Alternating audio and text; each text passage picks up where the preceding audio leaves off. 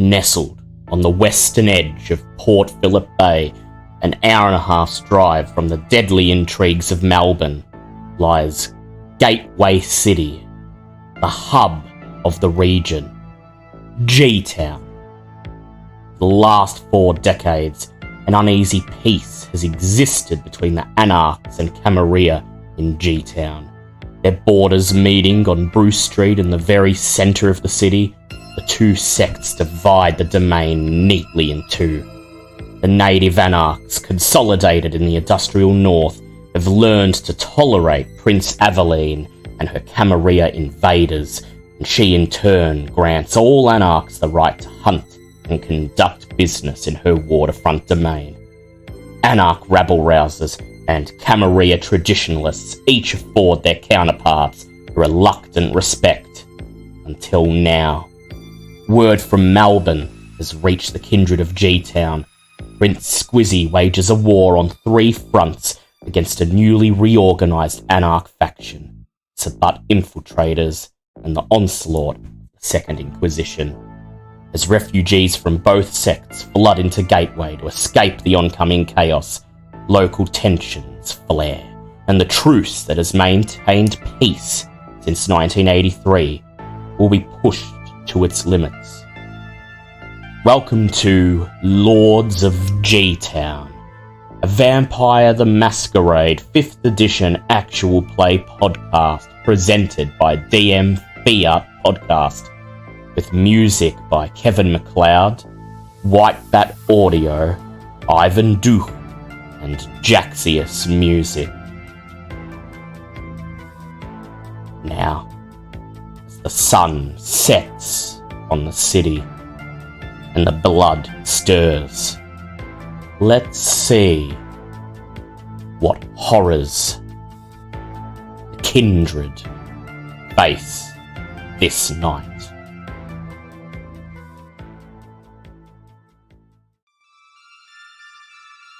Welcome back, everyone, to Sup Upon the City. This is part 2 of the story, and things are proving to be very interesting. Last session, you caught wind of a potential masquerade breach. Somebody preying upon people as they left a local blood bank after donating blood for the Easter holidays. You thought it was going to be a simple thing to solve. Find out who's poaching on the territory around the blood bank, track them down, ensure that they pay a bit more heed to the rules of the night. And oh, did you fall down a rabbit hole. It's fairly easy to find out what was happening. You managed to, thanks to the blogger Jessica Harper, triangulate a likely location for the poacher's hideout. You're just about to head off to that run-down commercial strip a block away from the blood bank to confront them. That is, of course, until Mitch and Val received premonitions from beyond the veil of darkness, their beasts gifting them with a glimpse of a possible future to come. The immediate concern would be the hunters waiting at the location for bloodsuckers to arrive, having also caught wind of people being attacked and determined to put a stop to it in their own way. Tig put a call out to Lucky, and Lucky, through what weight she has still around, and managed to get a couple of hunters off the streets tonight. So you won't be dealing with a full complement of them, but according to the premonition, there's still going to be enough hunters at the location to prove to be a cause for concern. 3 shooters taking up defensive positions on the roofs of the nearby buildings, and a 4th hunter to funnel you into the kill zone. The second premonition, of course, was much more ominous. Val witnessed, through the eyes of someone else, a childlike figure being embraced with a syringe of stolen vitae. The identity of the poacher revealed, and another complication thrown into the mix. And so, as we begin the session tonight, Val pulls herself up into a sitting position in the back seat of Marion's Mercedes as it glides down the main road. Back down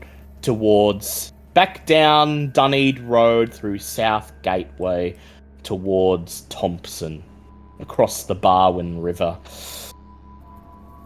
Beside her, Mitch stares, a look of concern on his face, clearly recognizing the telltale signs of a premonition.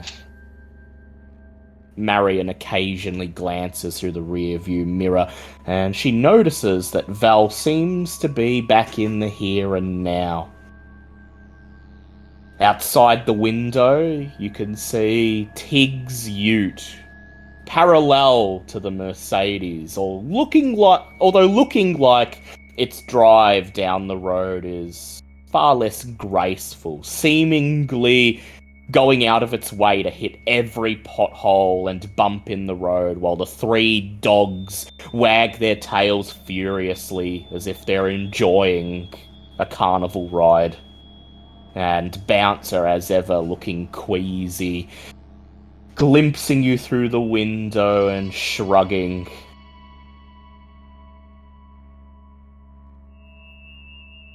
You're on your way to the hunter ambush. Mitch has already taken the time to explain to Marion, and by proxy to Tig and Bouncer, what he saw and what you're up against.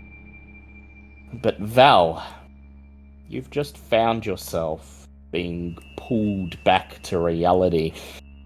A feeling of intense foreboding hanging heavy in your mind. The images of what you just saw still lingering fresh in your mind's eye.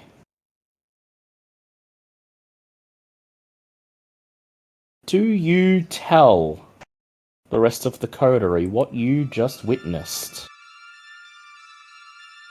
Oh, absolutely. There's no reason Val would take that and keep it for herself. It's important for everyone to know. So Val, go ahead. Explain to them what you've seen.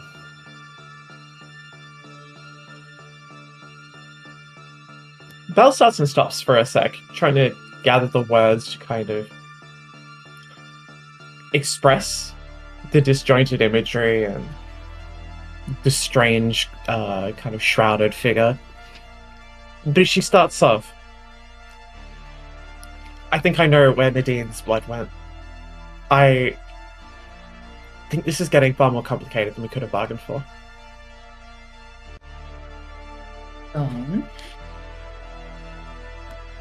I assume that the coterie filled Marion in on the whole Nadine situation, right?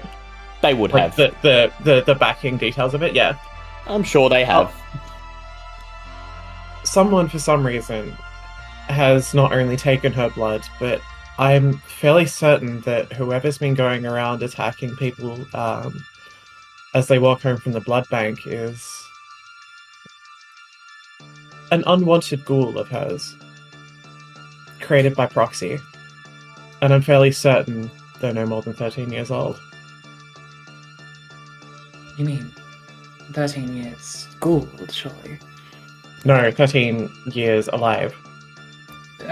Marion's eyes sort of go wide and she covers her mouth.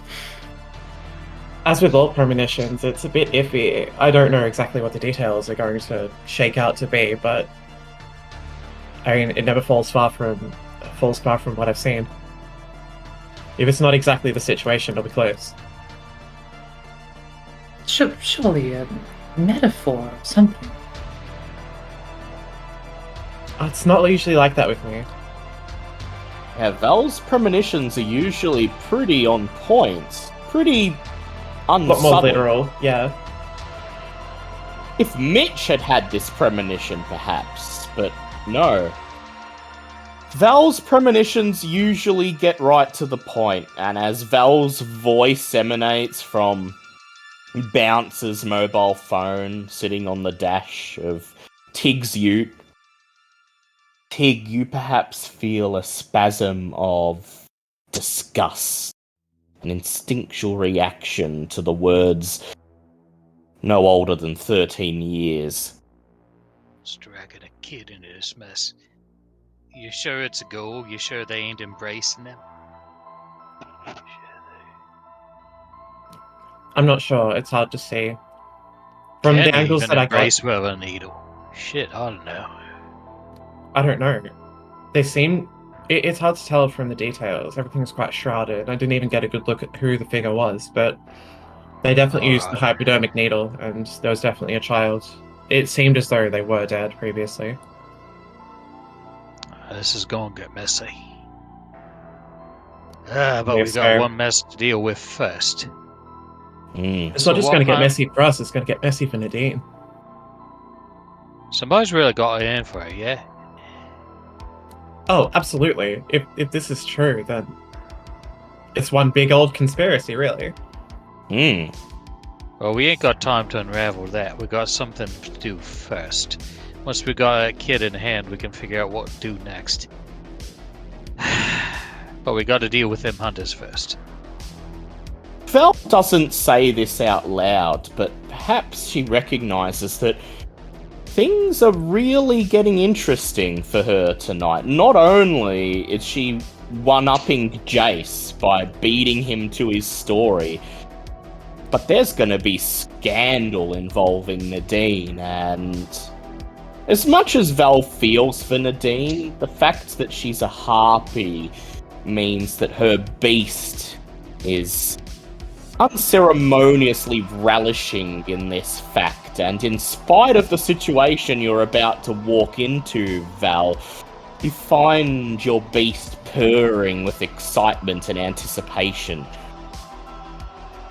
Oh, this is totally normal for Val. The only reason she was so passionate about helping Nadine's situation is because it was her job.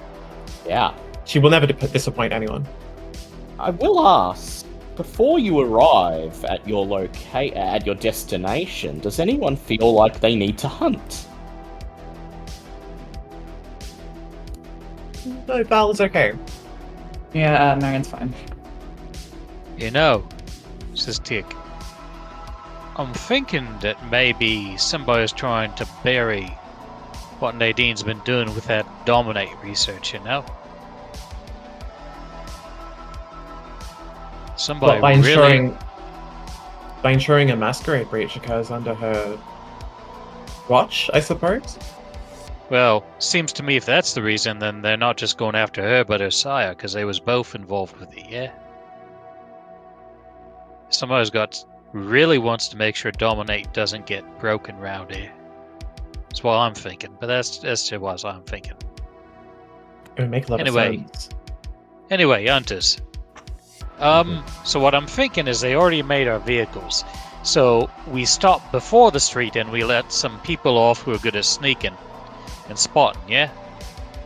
And then we go ahead and drive through the street, because I doubt they're going to open fire at us while we're driving. Too much chance we get away. So we're going to drive past them while their eyes are on us and they're doing their walkie-talkie thing and going, oh, line up the shots, oh, watch that direction. The other team figures out where they is, calls us, then we park the cars a safe distance away, come in on foot and catch them betwixt us, yeah? turn the ambush on you into an ambush on them, in other words. Yeah. Val kind of. Bunyip calls this one the Judas goat. It's like a play on that, only with cars.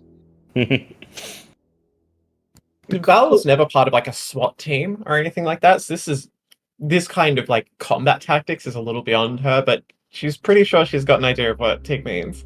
Yeah. At the very least, she's able to glean that TIG wants to let some of you off before you actually, make your vehicle visible. Maybe scout around, see if you can find out where the hunters are, and just sort of direct this in a way that might give you a fighting chance. Meanwhile, we're pulling attention with the vehicles, parking them a ways away, then returning on foot so the vehicles don't get shot up. So my dogs don't get shot up. Because that's a weakness of dogs, they're allergic to bullets. Even ghoul Yeah, dogs. sentiment we both share. So, who's good at sneaking and spot? Who wants out on the first group? Look, as much as I'd love to Yeah. avoid being shot, I don't think that that's my strong suit. Yeah, Marion's neither. Yeah, but Mitch seems to perk up. Alright. Well, considering I know the location of like where exactly they'll be on the roof, I might be able to get one of them on the roof and at least take out them before they start shooting. Well, that's a possibility. The other thing is, if you can make sure that they can just confirm they're there, then I can send some magpies in to have an early mating season on their heads. And you guys can take them out in the confusion. That just leaves us, the main group, to deal with the ground team. I'm thinking Bouncer should go with you, Mitch, and stay a ways back, just to make sure you don't come to no trouble, or you don't get cornered by people coming your way. That sound good to you, Bouncer? Bouncer's contemplating whether she wants to go face to face with a hunter with only Mitch for backup. She thinks for a moment, and then what does she say?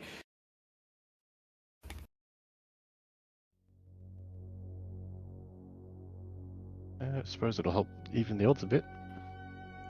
Yeah. I mean, ideally, we're going to be close enough to each other, we're going to be able to support each other, so, No better time Alright. to die than tonight, right? And I mean, if things go south, you can always grab Mitch and run. Yeah. That is true. Were the, You'll become... were the shooters on the one roof, or did they seem spread out over multiple? So, according to Mitch's premonition, they were given the orders to essentially make a kill zone, implying that they would be spread at least across 2 roofs. It looks like, from the premonition anyway, that they were planning to funnel you into an alleyway or side street, which implies that there would be at least 2 people on opposite sides. So if we just drive past on the main road, shouldn't be a problem. Come back on foot, they'll think, haha, we got you. And then we get them. But All they'll right. have Mitch and then Bouncer At their backsides. block them. Yeah. So, you stop about a block away from the location of the probable hideout. Not parking in a parking lot or anything like that. You just pull over to the side of the road, a sleepy residential street, and in the dim glow of a street light, Bouncer and Mitch alight from their vehicles, exchange a glance with the rest of you, and disappear into the night. The Mercedes and the Ute reverse back to the start of the street and idle there on a corner, waiting for the signal. While Bouncer and Mitch spread apart from each other, Mitch stepping forwards, putting about a single house's distance between him and Bouncer. And Bouncer, knowing that you can't obfuscate yourself, how would you like to approach this? Are you going to be doing your best to try to stay out of sight, or are you just going to walk down the street as if you're supposed to be here?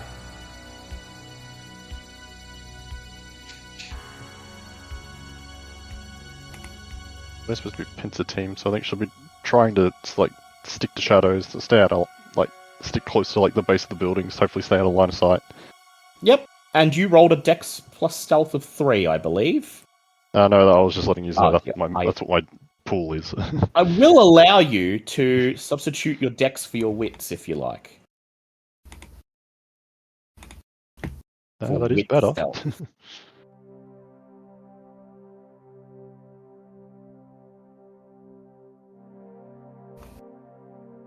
Meanwhile, I would like Mitch. I presume you're going to obfuscate. You're going to do your unseen passage. Be safe. Yes. So go ahead, rouse the blood.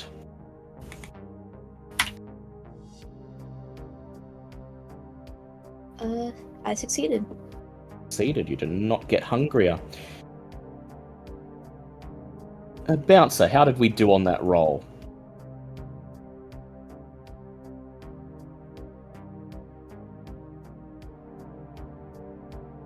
Dice pool of 4 successes. 4 successes. Nice. And I, roused wits and failed, so I got a little bit hungrier. Yeah. As you see Mitch step into the shadow cast by a thick concrete wall that serves as a barrier around a block of flats and seemingly fade away into nothingness, your beast rebels against you, spurring bloodlust through your veins, whispering, "Why don't you simply find them and smash them? Why the cloak and dagger? It's beneath us."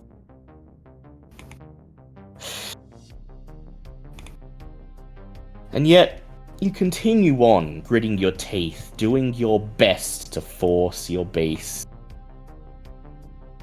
bloodlust to the back of your mind, trying to maintain that single house length between you and Mitch. Even though you can't see him, you have a vague feeling of where he is, and you're hoping that if someone sees you, they won't think you're anything more than someone just taking a late night visit to the milk bar at about 1 a.m.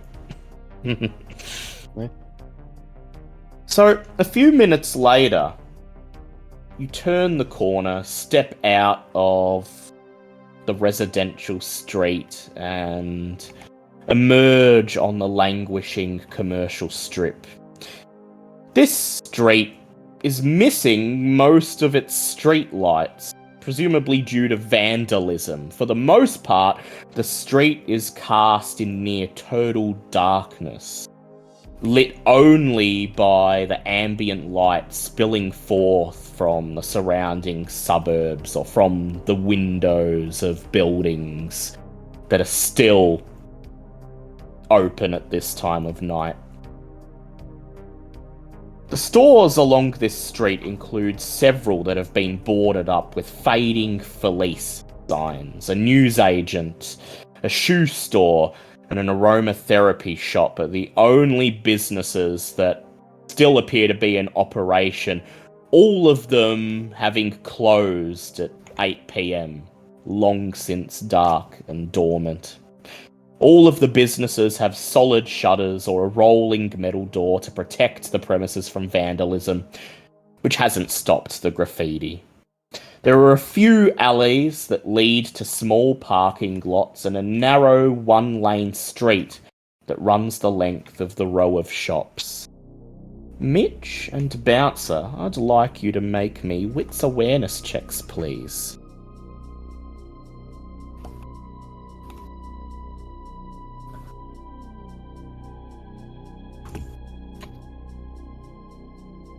Critical 5. Critical 5. Ooh, nice, Mitch. Yeah. And Bouncer, you may add a bonus dice to yours. Oh, okay. You've seen the car before. Okay, brings it up to 4 successes. 4 successes. So, Mitch, bearing in mind your premonition, you are paying particular attention to the roofs of the buildings. And as you slowly make your way down the narrow street, your eyes scan the tops of the shuttered businesses and, well, anyone who's waiting up on top has no idea that you're there.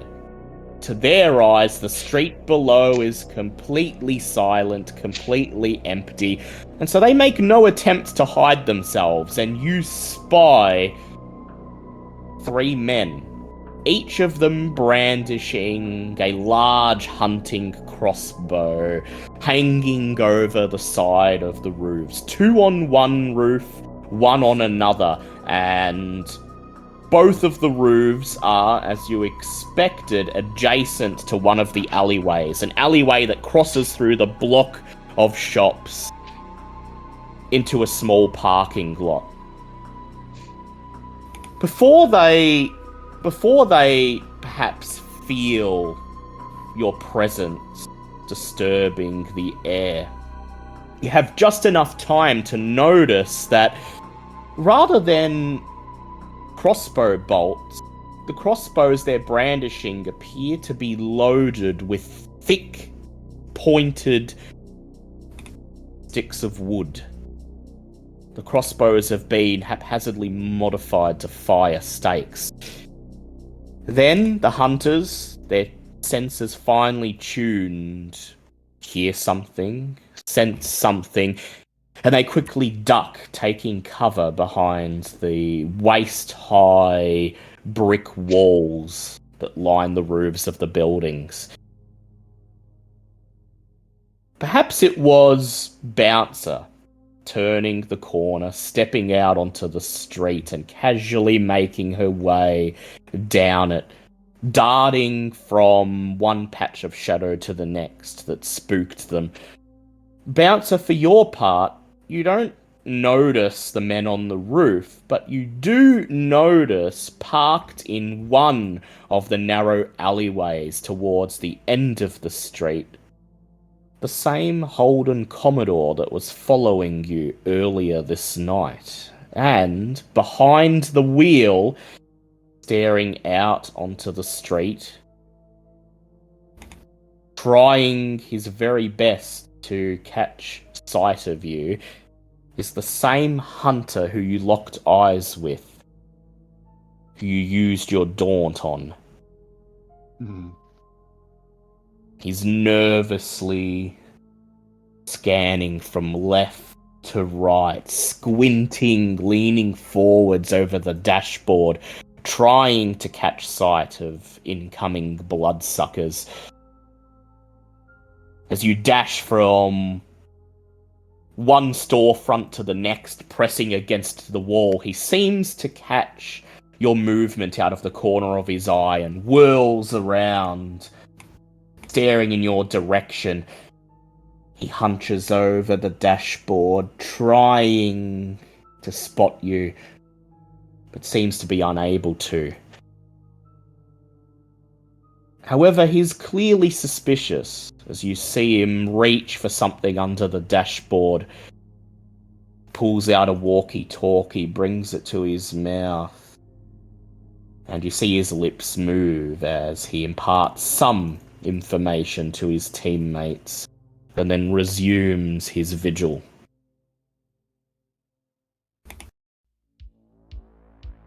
Meanwhile, back about a block away in the sleepy suburbs, Tig's phone vibrates.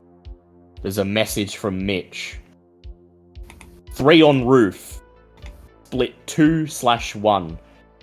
Crossbows with stakes. Bouncers eyed the car. Tig hears the phone go off, but he knows he's nowhere good enough to answer it. So he sticks to the plan, drives past, and hopes that the others park the limo next to it. And then somebody else can read the phone for him. That's the plan, anyways. Yeah. We'll say Val also receives the same message at about 5 seconds apart. So knowing that Mitch and Bouncer have clocked the hunters, what do you do?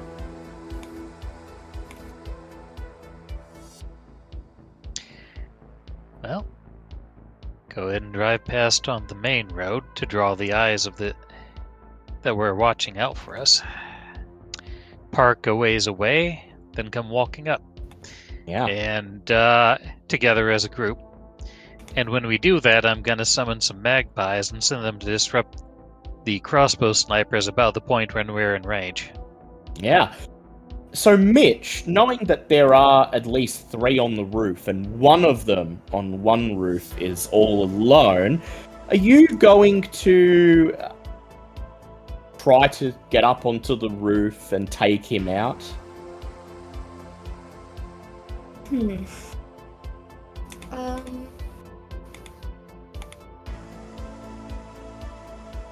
Yeah, Mitch is going to try to get to the one alone up there.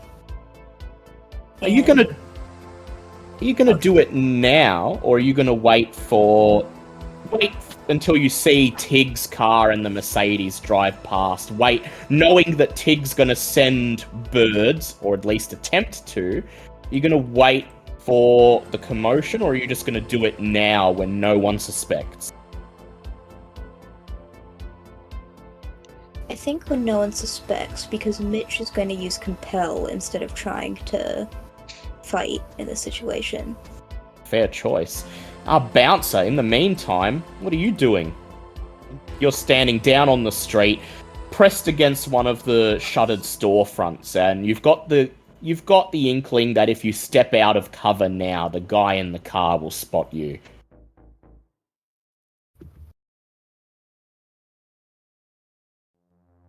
I think going with the idea of what the plan was, she's gonna hide them out of line of sight, and then once Tig goes by, hopefully causing enough of a distraction, she's then gonna try and quickly dash over to the side where the car is, hopefully not being spotted. Yeah, and then dash into a blind spot on the car so she's next to it. Yeah, pull him out before he can alert the others.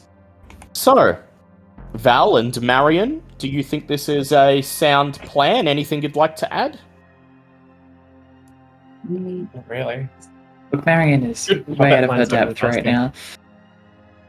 She doesn't often have to deal with hunters. You know, Marion's the type of person that if she did deal with hunters on a regular basis, she'd have people to do it for her, which is precisely what is happening now. She's got people dealing with it for her.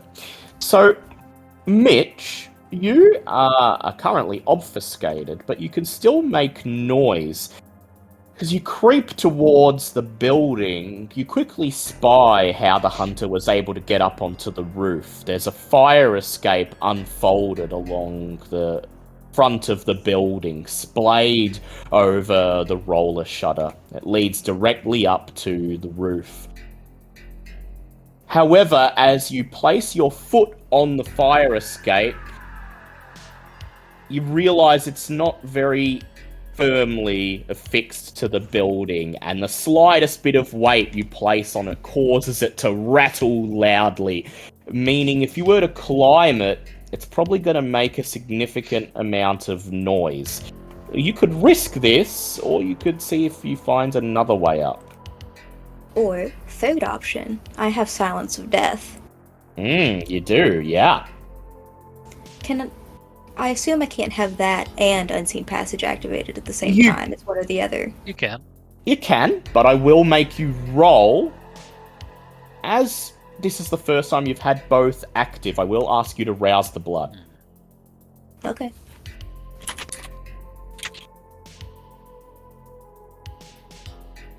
Succeeded. You don't get hungrier. You grab onto the fire escape and begin to climb, and you can feel the metal frame of the ladder rattling with each move you take, and yet somehow your vampiric blood silences it. And as you clamber up onto the roof, you find the hunter crouched down behind the brick barrier, his back turned to you, completely oblivious to the fact that you're there.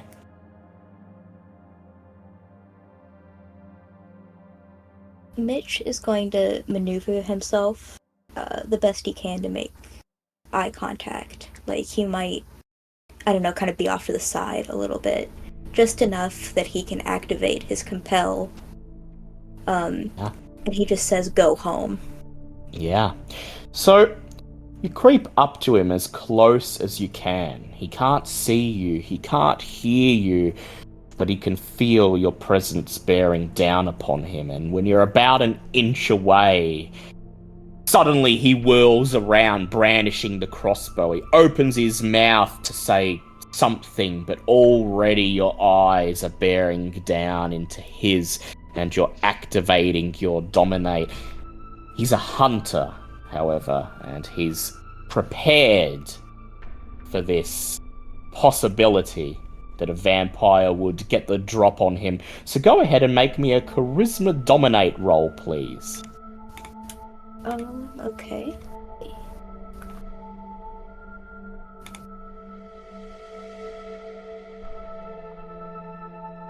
2 successes. 2 successes. To his 1 success, he tries to resist. For a split second, you see him grit his teeth in defiance, and then he shakes his head, his eyes glaze over, and he silently nods. He takes the time to unsling the crossbow from his shoulder, carefully places it at your feet, and then makes his way to the fire escape, and you hear the metal loudly rattling as he climbs down to the street below. You peer over the side of the roof, watching him as he reaches the footpath, and then takes one last glance over his shoulder at you, lingering on the roof. And then he crosses the road and disappears around the corner into the residential streets.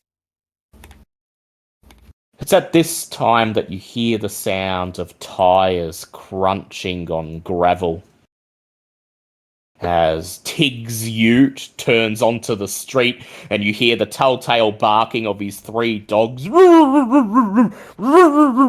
disturbing the silence.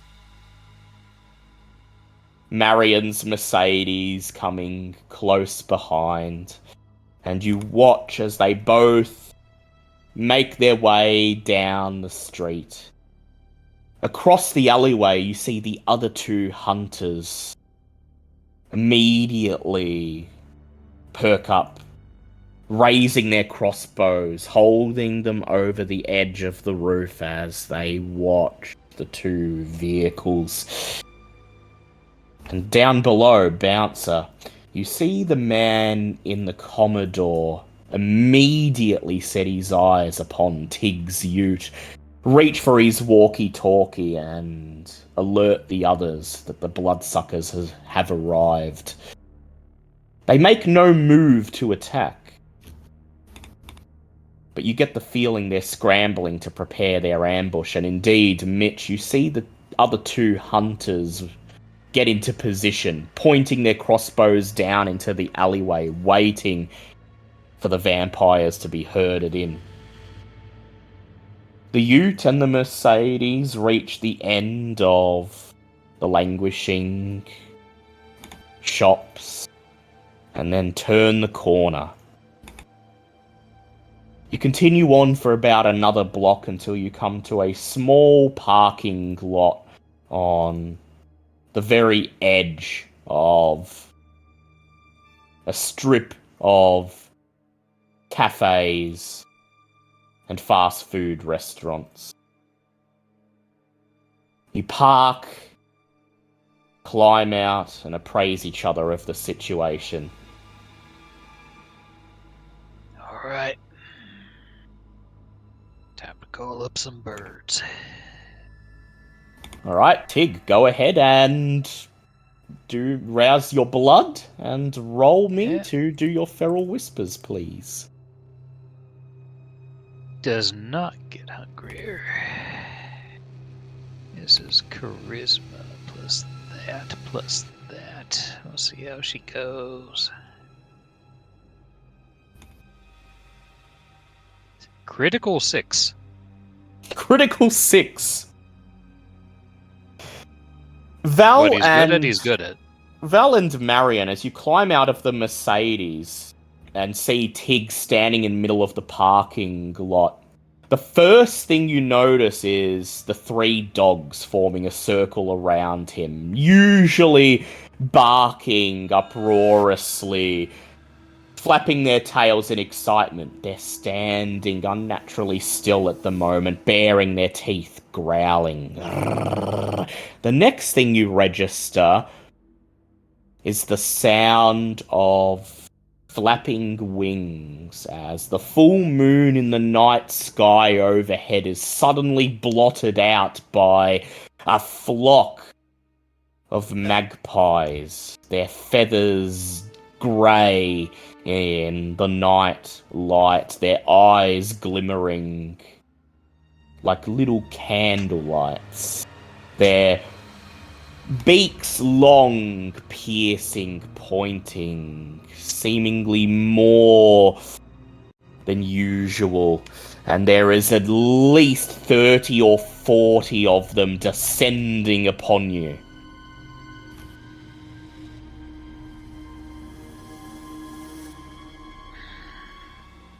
And Marion, this would be the first time you've ever seen Tig do such a thing. Yeah, she's looking on with sort of a curiosity, and she's sort of just like with a sort of a wry smile sort of thing. Is it always this complicated? Complicated? This is dead simple, this is. Or tells them what to do and they do's it. The birds descend, coming to a stop about a foot above your heads. You can barely hear each other's voices, drowned out in the flapping of wings and the cawing of birds waiting, hungry for a meal. And what order do you give them, Tig? There's 3 men on the roofs over there. Do your damnedest to kill them. Or until they're off the roofs at least. Let them run if they want to run. You catch the eye of one of the birds. It glimmers with momentary bloodlust, and then, once again, there's a cacophony of flapping wings and feathers as the entire flock departs as a single unit. A grey smudge ascending into the night sky like a cloud and disappearing over the roofs of the buildings ahead. You wait for just a moment until you hear a distant scream, and then? Oh no, we're moving while they're going. We want to draw out the ground team. Yep. And is your dog coming with you? Only one of them. Only one of them. Which one? The other 2 are set behind a guard. Which one gets to be the lucky one tonight? It's either blues or clues. I'll roll randomly. It's blues. Blues rushes forwards, his tail wagging. Clues hangs his head, disappointed. But then when you promise him treats upon your return, he perks up again, his tail wagging, his tongue flapping. He and the other dog remain behind as you beckon for Marion and Val to follow you. Following the living cloud in the sky above. While you make your way to the ambush, Val and Marion, are there any precautions you're taking? How do you plan to get through this? Well, it's assumed that the path will be somewhat cleared by Tig, Bouncer, and Mitch, so I mean, just the normal kind of awareness and taking it slow. I think Marion will be sort of. I think that she's going to be a little more cocksure than she should be. So she's going to perhaps keep pace with Tig, walking side by side with him as you round the corner and emerge onto the street of shuttered shops. Just in time to see the cloud of magpies descend upon one of the roofs, and screams begin to emanate from the darkness. Mitch, up on the roof, you've got front row seats to witness the spectacle. You suddenly see 30, 40 disheveled looking, hungry magpies descend without warning from the night sky, setting upon the two hunters on the roof. They barely have time to react. They're flailing their crossbows around, trying to beat off the birds as they descend. Their screams getting more and more frantic as you watch the birds dig their sharp beaks into the men's flesh, tearing their skin, tearing their clothes, spilling blood into the alleyway below. And Bouncer, you hear the flapping of wings, you hear the screams from above, and then you see Tig rounding the corner, Marion and Val at his side, one of his usual 3 dogs bounding along behind him, baring its teeth in excitement. This is your chance. Go ahead, Bouncer, and make me a Dex Athletics check, please. Or, do you have the potent ability that lets you leap? Soaring leap, yes. Yeah, you have Soaring Leap. You may add your potence to this roll if you'd like to Soaring Leap. To give yourself some momentum.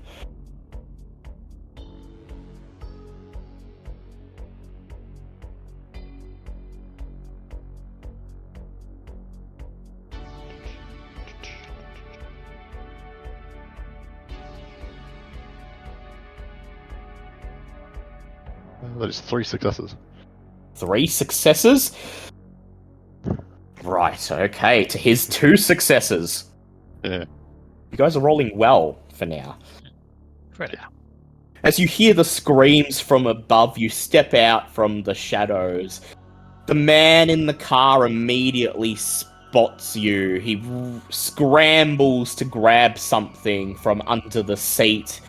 And by the time he looks up, an old service revolver brandished in his right hand, you're no longer there.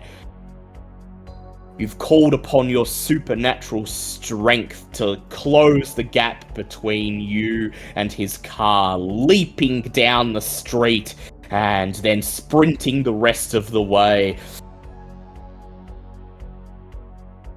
He holds the revolver up, looking confused, trying to catch sight of you. And then you reach for the door of his car, wrench it open, and he whirls around, pointing the revolver, shaking in your direction as you're already upon him. And what are you going to do to him, Bouncer?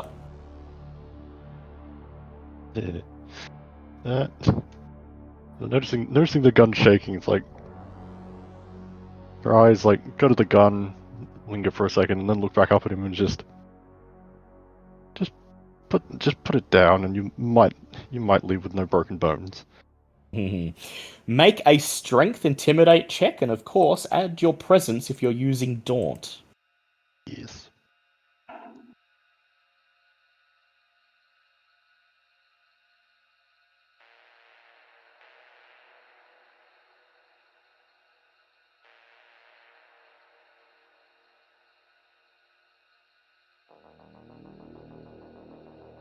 His handgun trembling as his finger tightens around the trigger, and he tries to build up the resolve to get a shot off as you're standing over him, your fists clenched, your fangs bared. So I spent a willpower that brought up to 4 successes. 4 successes to his 3 successes. His finger tightens on the trigger ever so slightly more, And then he just silently nods. He throws his hands up in the air and the gun clatters to his feet, landing at the bottom of the car.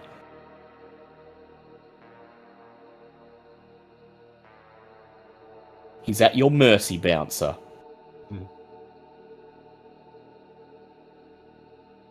Well, there's a good lad. Now, step out and wait to the side until we see if your friends are as amicable. He nods. You step backwards to give him room and half pull him out of the car, grabbing hold of his shoulder. Once he's out of the car, you direct him around the side and point towards the back door of the car, and he gets down on his hands and knees, kneeling against it, pressing his cheek against the base of the car. You look over your shoulder to check how the others are doing, and Tig, Marion, and Val, you're approaching the alleyway that seems to be the source of the screams and the frenzied bird feeding, when suddenly, out of the shadows of one of the shuttered buildings, steps a man in a thick leather jacket overlaid with what appeared to be crudely assembled bits of corrugated iron stapled together to form some sort of homemade breastplate. In his left hand, he brandishes a cricket bat with a long, sharp nail stuck through the end of it, and in his right hand, he brandishes an old service revolver. He winces as he notices that there's 3 of you. But then his sense of duty takes over, and he brandishes the cricket bat ready for you, waiting for you to make the first move, perhaps sure of the fact that he's going to be backed up by his friends when you do close on him.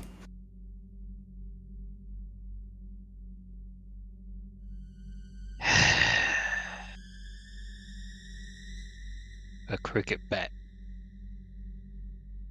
Tig kind of shifts a bit to see if the other 2 want to handle this, and if not, he will. Yeah. Marion being a bit cocksure, would you like to try to dominate him? Sorry, I was AFK. What's the situation?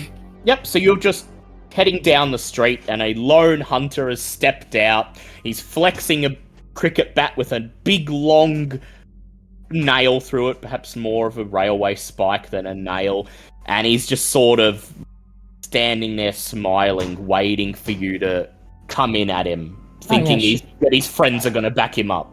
She'd be like, "Oh, honey, please put that down." And you're going to compel him? You're going to mesmerize him? Mesmerize, yeah. Yeah, go ahead, rouse the blood. He's got a revolver too, so you might as well say, put those down. Sure. She doesn't get hungrier. Doesn't get hungrier? You lock eyes with him, you sort of sigh, flutter, bat your eyelids, and calmly request he put his weapons down and step out of the way. And I would ask you to go ahead and make me a charisma dominate roll, please. Sure, that is...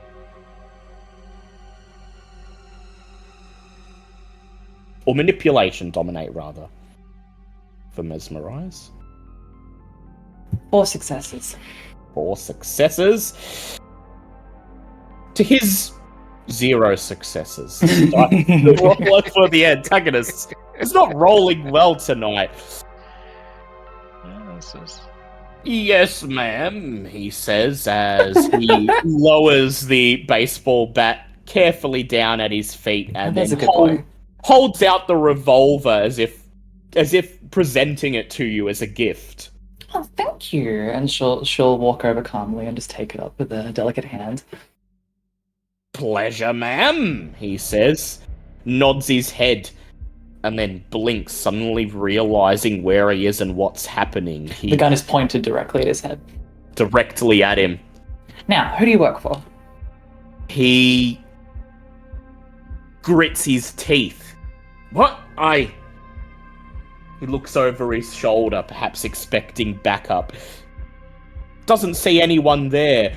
And as if to add credence to the threat you're currently presenting, from the roof above, a terrible scream rings out. As Mitch watches one of the magpies stick its long, sharp beak directly through one of the men's esophaguses, spraying a crimson fountain of blood over the roof. Marion, I'd like you to go ahead and make me a manipulation intimidation check, please. You got it. Add a bonus dice because of the circumstances. She also has a bonus in coercion. Yeah, so go ahead, nice. added that too. That, fuck me, 2 successes from 9 dice. Do you want to willpower that? Yeah, would you like a free willpower for the night? Sure. Willpower from Val. That's 3 successes. If it doesn't work, I got something else. So, Yeah. He thinks for a moment, contemplating whether he wants to live past the next 5 minutes. And then he raises his hands in a show of... showing you that he's not threatening you at all. He takes a step back and he says, Sullivan. Mr. Sullivan. Head hunter. These parts. Does Mr. Sullivan have a first name? Michael Sullivan. Good. He's used to run with Lucky, and he realizes he's said too much. He clamps his mouth shut and he says, I ain't saying any more, bloodsucker. That's cute. boy! Tig growls, his eyes red and gleaming. Speak and you can run. You're using your... Speak, boy! Yeah. You're using your eyes of the beast. Go ahead. Roll. Okay, I am. Roll me a strength intimidate at a bonus dice. It's 2 bonus dice for us. Yeah, 2. 2, that's So right. let's see, 5, so 7 dice. We'll see what we got here.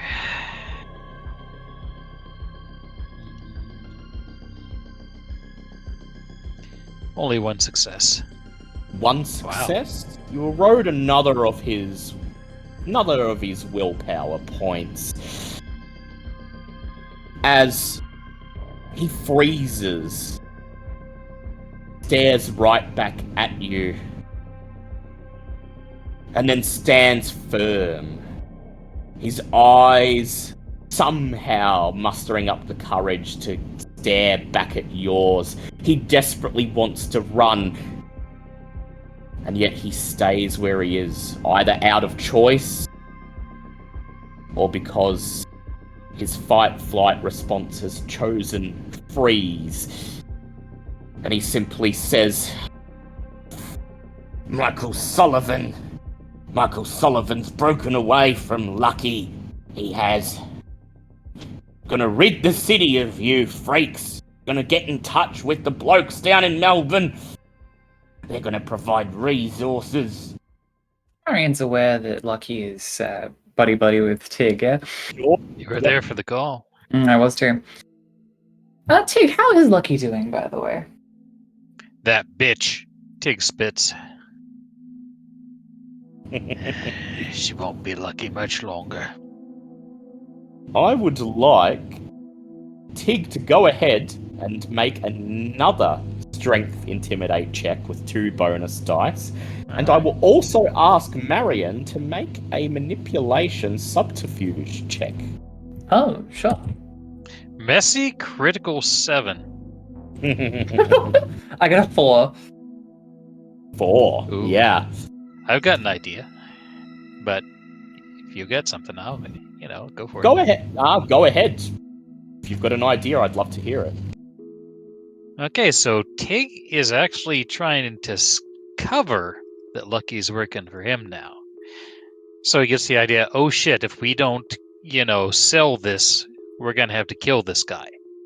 So he's Yeah. trying to. So he wants to go on a rant on what he's gonna do to Lucky when he finds her, but he realizes midway through, holding up the boy's battered, nearly dead form, that he's demonstrated on the kid. And Marion and Val have just stood there and watched. You tell Lucky when you shit. Is he still breathing? I'll break her arm, just like snap, cracking of bones.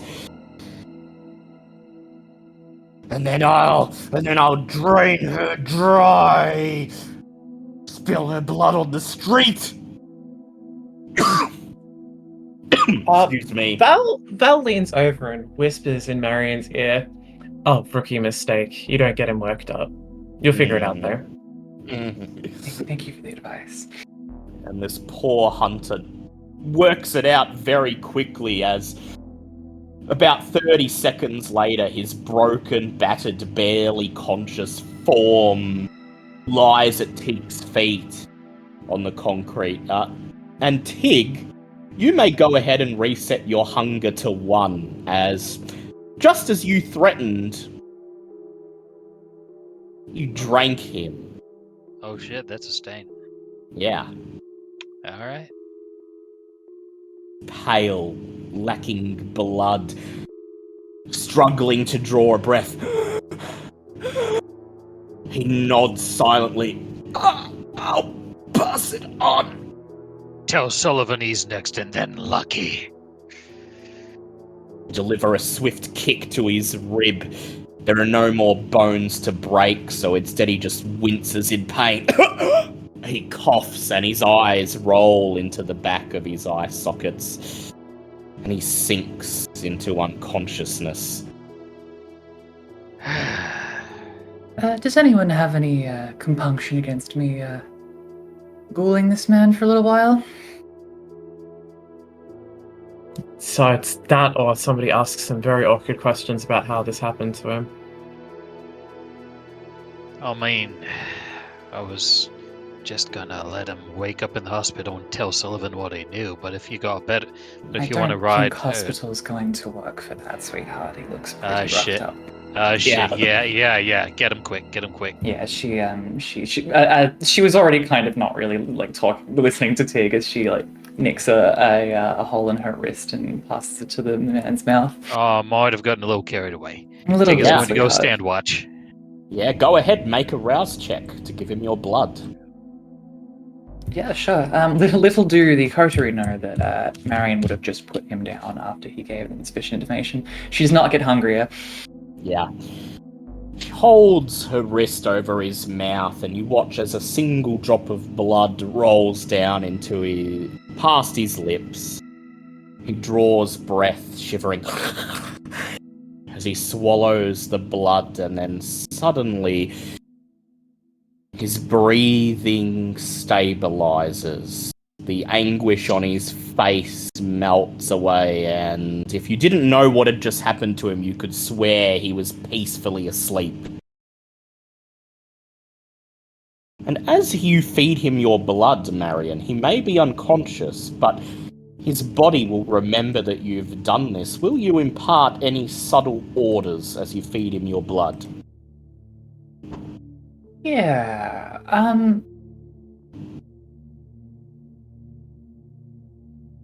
I think that Marion would largely want him to disinform his comrades. Yeah. Tell them no bloodsuckers, false alarm, some maniac attacking people coming out of the blood bank. But it was all very human. And she's going to put her work phone number on a little piece of paper in his breast pocket. Slip it into his breast pocket past the crudely made breastplate he's wearing, and somewhere in the depths of his unconsciousness, he hears your orders. Above you, you hear a cacophony of feathers and wings as the magpies, having taken what they were promised, depart, their eyes glimmering as they peer down at Tig, thanking him for the bounty. You notice that about a third of them are missing, but those that remain are bigger, fatter, their beaks tipped in blood. Shit, I was thinking them idiots would run. Shit. Well. Fuck 'em. The birds let out one last caw. They disappear into the night sky, swallowed up in the grey haze. And Bouncer, you currently have the last remaining hunter cowering at your feet. You can hear him whimpering like a scared little man baby. This is it. He whispers under his breath repeatedly over and over. She's gonna kill me.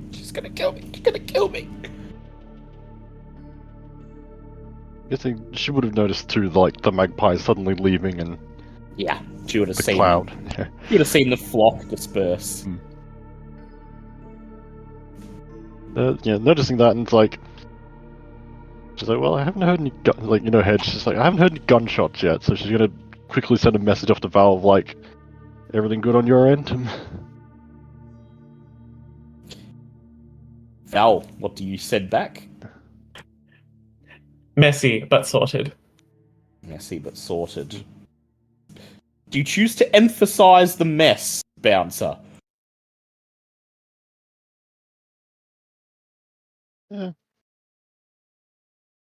No, she doesn't feel the need to, at the moment anyway, doesn't feel the need to exasperate things. So she's like just reading the message and then just, well, it's your lucky night. You get to live you get to live another day. What? Gonna kill me? She's gonna... Wait! He peers up at you, tears gleaming on the surface of his eyes, and as you peer down at him, you realise that this hunter is perhaps no more than 19, 20 years old. You've been a vampire longer than he's been alive. You're serious? He says, his lips trembling. You gonna let me go? I'm going to let you go, but on the promise that you stop hunting. You're far too young for that, and I doubt you're that stupid. That doesn't- and if we find Yep. you again, I can't promise we'll be as we'll be as nice next time. So, he doesn't take long to contemplate your words, and the veiled thread at the end is what seals the deal. He just pulls himself up into a standing position, nods, and as he edges back towards the still open door of the car, his lip trembling, he murmurs, as soon as you turn away, I'm in the car, I'm down the street, I'm gone, okay? You'll never see me again.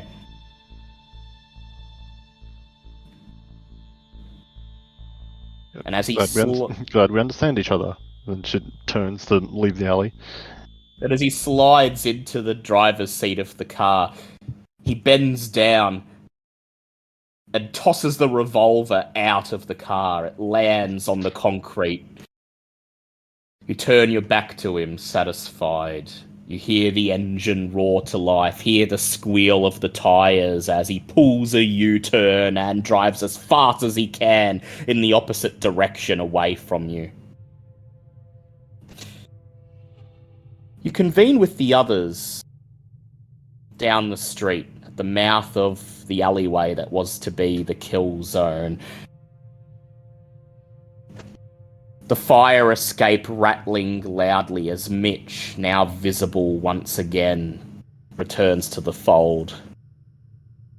You seem to have dealt with the hunters, at least all of them save for the one who's lying broken, bleeding at Tig's feet.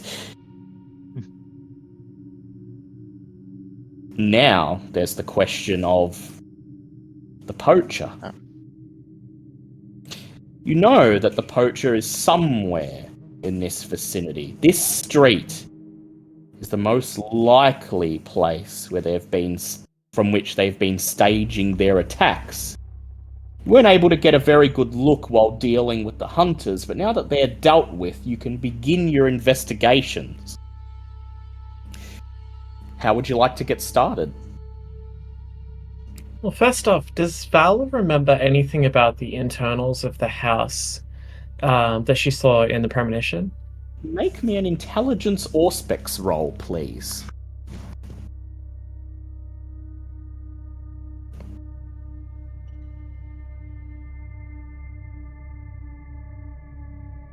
Success of 4.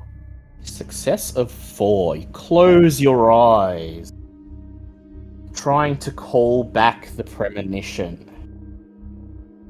The room is windowless, featureless, grey brick walls and concrete, and a narrow stairway leading up to street level, somewhere underground.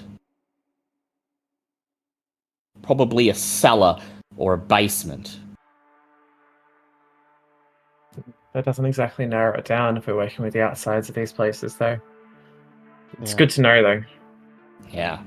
At least you know that breaking into any of these shops, you won't find the poacher right there on the other side of the roller shutters.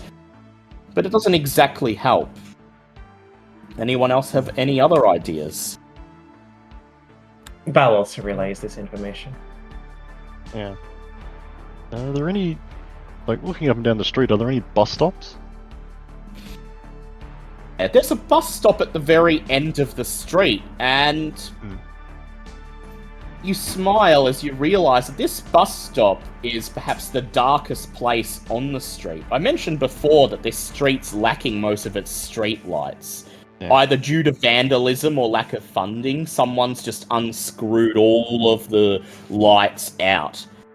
And it's only lit by the ambient light that's spilling in from the surrounding neighbourhoods. But the bus stop at the very end is cast almost entirely in shadow, and the beast within you understands that that would be the perfect place to attack somebody and not be seen. So you think they spend a lot of time looking around there, eh? Well, Well, from let me see if... what Mitch told us, yeah, all the victims were attacked on their way to public transport. Alright. Let's see if Blues can smell anything out of place. Yeah. Alright, Tig, I'd like you to go ahead and make me a charisma and animal ken check for me. Alright. Easier because he's a famulus, I assume. Yeah, Alright. it'll be an easier roll. 3 successes. 3 successes. You lead the others to the bus stop. The bus shelter is threadbare. The glass is gone. All that remains is the metal frame and the wooden bench underneath, both covered in graffiti and cigarette burns. Blues fans out, his tail wagging as he sniffs the ground.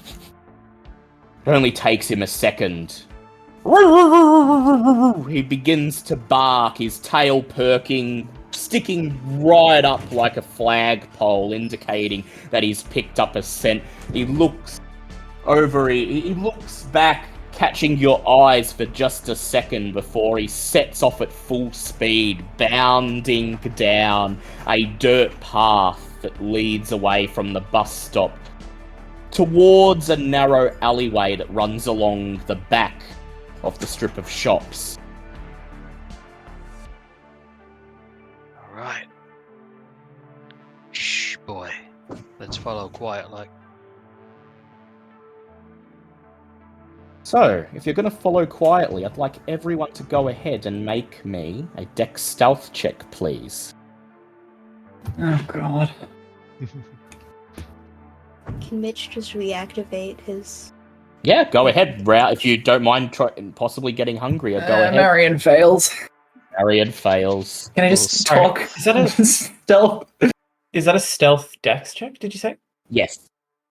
Mitch succeeds. He's Mitch a very not succeeds, he's hungry boy hidden. tonight. Oh, Well, I Uh. boost dexterity and don't get hungrier. only one from Bouncer this time. One from Bouncer. Oh, God. So I'm going to Hang require. on. I just got a Going- mystic critical, so I'm going to spend a willpower to Yeah. reroll the success.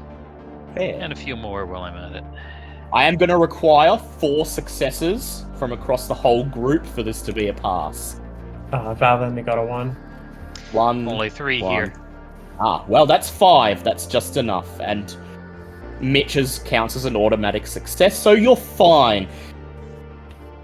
Marion decides to just walk at a casual pace rather than creeping, hoping that walking at a normal pace would be quiet and unassuming enough. As try as you might, the sound of the dog's heavy footfalls would draw the attention of anyone nearby, but miraculously, as you reach the mouth of the side street, it appears that if anyone's here, they either don't know that you're approaching or have chosen not to reveal themselves. Blues leads you into an alley clogged with rubbish in which only vermin and street artists have thrived. The backs of the shops are covered inch from inch in high quality street art. Better lighting would be needed to fully appreciate it, but Val, at least, even in this darkness, you can tell that there's some serious talent at work here. Curiously, no one seems to have tagged over the artwork. Animals are the most numerous subjects, including a fox wearing a baby's bib chasing diminutive elephants, a bipedal rhino with a hunting rifle holding a handful of human teeth, and drifting carnival balloons riddled by disturbingly angular spiders. Closer attention reveals a number of butterflies worked into the images. The butterflies appear only on one building, about almost exactly in the center, halfway down the alleyway.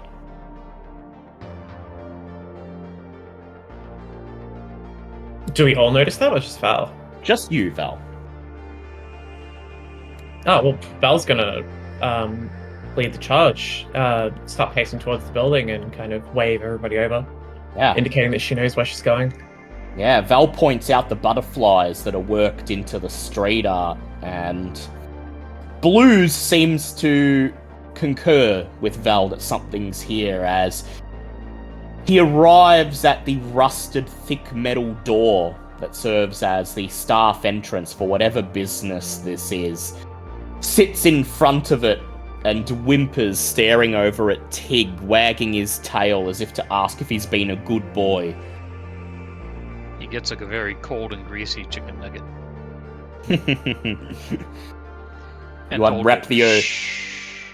You unwrap the Otolli's bag, fish out a very cold nugget, and drop it onto the floor, and the dog whimpers in thanks as he devours the whole thing in a single gulp.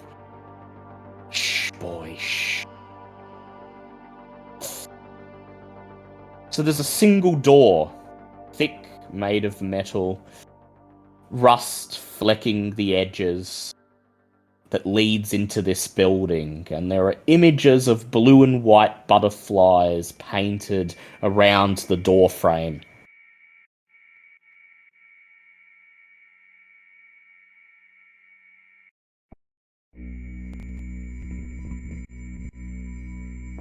Seems to be the right place. But how are you going to get in? Oh god, I see it. Somebody else is going to have to take over unless we want to keep going loud.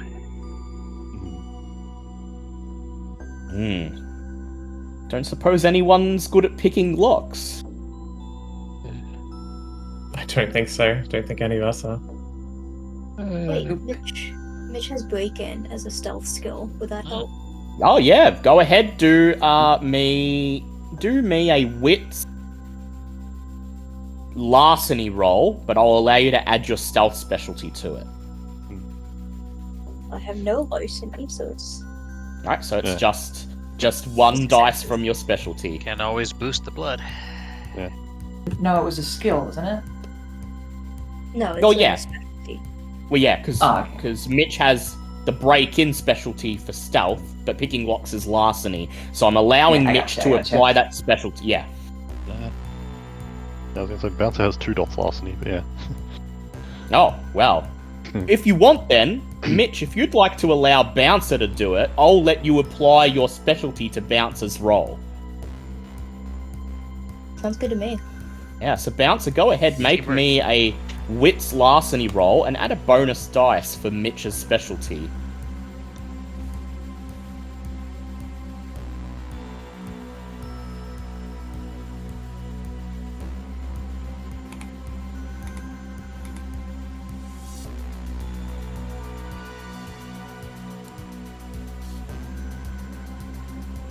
That is 3 successes. 3 successes. You pull a bobby pin out of your handbag and start jiggling it into the lock on the metal door, Mitch hanging over your shoulder, whispering directions in your ear, telling you where the tumbler should be, what sort of mechanism to expect, and then click! You hear the sound of the door unlocking. You turn the handle and pull it open. You try to open it as carefully as possible, and yet the door is so old and rusty that a loud metallic creak echoes down the alleyway as you pull it open. And on the other side of the door is what appears to be a disused kitchen. Dust painting, the cracked tiles, the stove, and the counters. It appears to be an old restaurant, shut down for quite some time. Leading from the kitchen is a door that exits out into the restaurant proper, but there is also a narrow little corridor that leads past the gutted freezer towards another metal door with faded stenciled lettering reading cellar stamped into it. Alright, well, I think I know where our target is. You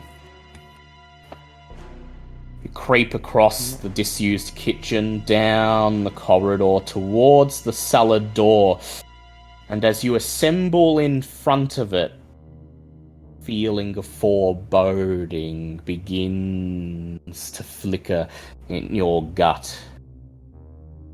You know what awaits on the other side of this door, but how are you going to do this?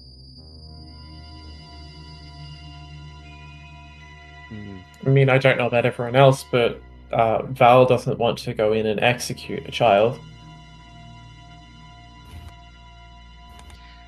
We are absolutely not killing child. We want them to come with us. That's what we want here. And then where do we take them? We want to go somewhere and talk it over. I think I know exactly where we should be taking him. Where's that? Nadine.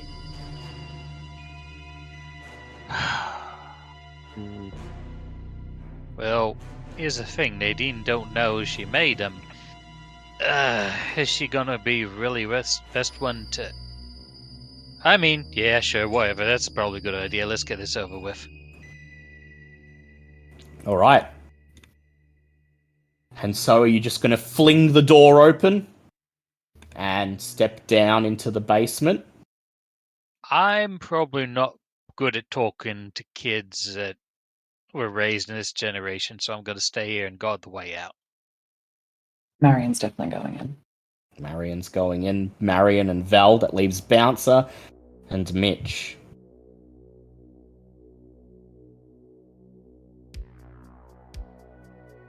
Mitch is following, but he's gonna stay stealth just in case things They pop off. obfuscated. Yep, he's still invisible.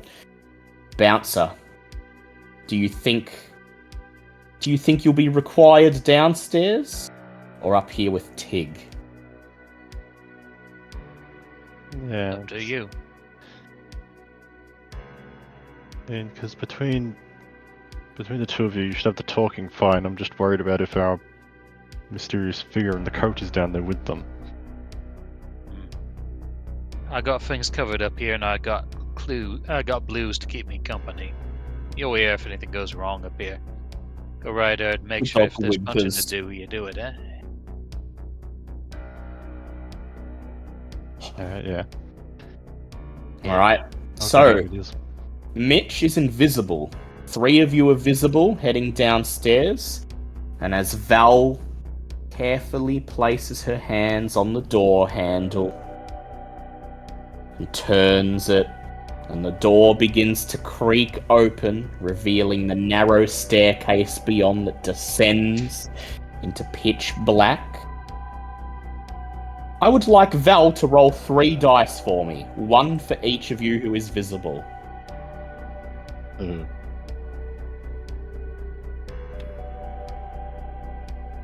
One success. 1 success. There's a flicker of dread in the pit of your stomachs. It's like static electricity surging up your spine. If you were living, you could swear your hair would be standing on end.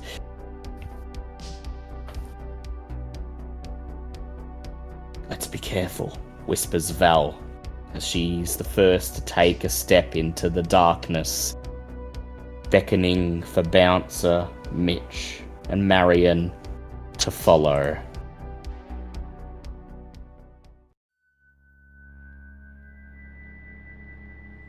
You descend the narrow concrete stairway. It leads down into the cellar, and as you step out at the bottom into a larger, more open room, Val, you instantly know you're in the right place.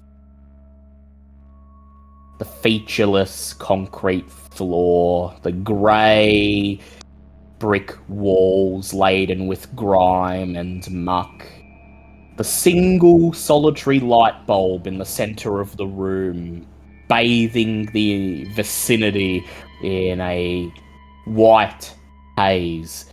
It's exactly what you saw in your premonition. Attached to the wall, directly in front of you, you can see a number of stickers with bright letters and images. All of them have been issued from a blood bank and bear statements such as, "I was brave! Blood donors save lives! I did something awesome today!" and "I made a difference!" A cute anthropomorphized comic-like blood drop is featured on all of the stickers.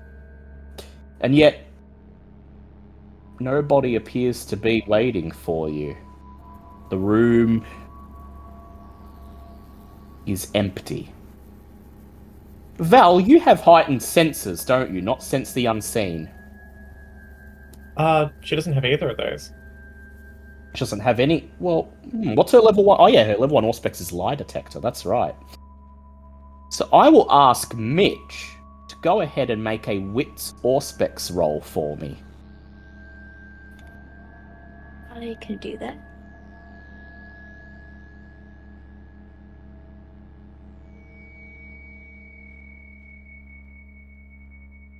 I'm gonna spend a willpower to re-roll that.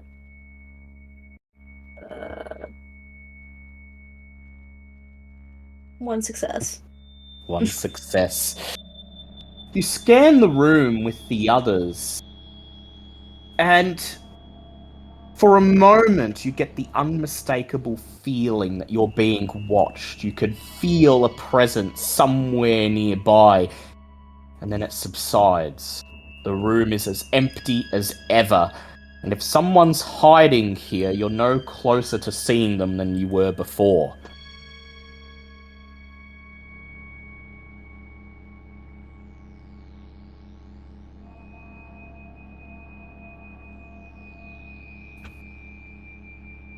Upstairs, you can hear Tig's voice carrying down the staircase.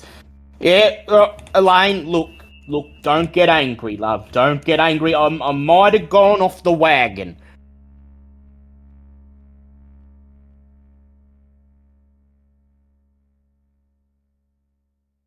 This empty room, what would you like to do?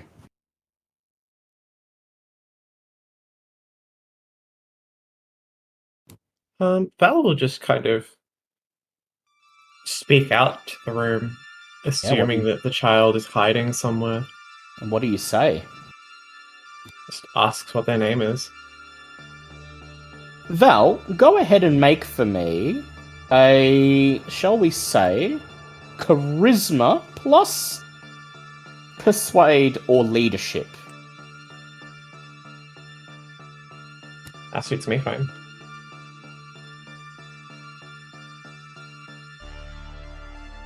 Four successes. 4 successes. There's no response, but you hear the sound of something shuffling against the concrete coming from your right. You whirl around, see nothing there, save for a single drag mark through the dust. The floor around the drag mark is covered in yet more stickers, yet more anthropomorphized drops of blood, yet more platitudes of saving lives and doing something awesome. Val is going to take a few steps forward towards the mark and do something a little bit undignified and sit down cross-legged in the dust. Goes gross applesauce. Do you at least brush some of the dust away before you sit down? She makes a gesture too with her hand, but she doesn't want to get her hands dirty either. Yeah, so she just It's all a bad situation. just sort of brushes her hand through the air and then shrugs and carefully lowers herself down, sitting cross-legged on the floor. And Val, are you trying to appear unthreatening? Yeah, more or less. Yes. Assuming that nothing happens, she's going to start talking to what she assumes is an obfuscated child. Yeah, so you got 4 successes before. So I will say that 4 successes would have been enough. However, Mitch is in the room.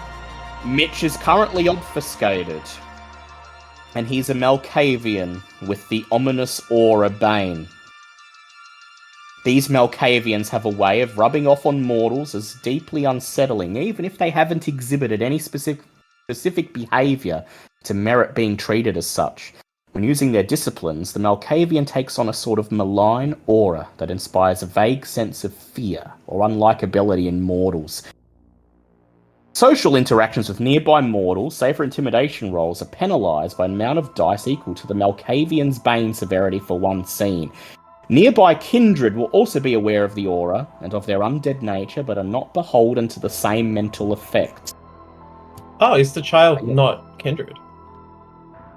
Well, I won't reveal yet. All I will say is that this child has, for however long a period of time, been confined to this cellar. Probably doesn't know what vampires are. And from this child's perspective, 3 people have entered the room, and there is a sense of something terrible, something horrible hanging about you. I believe your Bane severity is 2 at the moment, Mitch, with blood poison. What disciplines had you used, Mitch? Obfuscate. Ah, of course, yep. So, And I used compel earlier. and you, yeah, but that doesn't matter here. I think it's going to be active. Yeah, what matters here is the obfuscate. So the Bane severity of 2 means that Val requires 6 successes to not come off as a threat. And so Val For her part, she does her very best. Oh yeah, it's called unnatural manifestations. So, she does her very best to appear unthreatening. She whispers, we're not here to hurt you, just, what's your name? We're here to help. And then suddenly, Val, the next thing you know, a pair of wide, terrified eyes are materializing out of thin air. The face of a child covered in mud and dried blood. Every line on its face, writ in terror, stares back at you. Perhaps no older than 7 or 8 years old.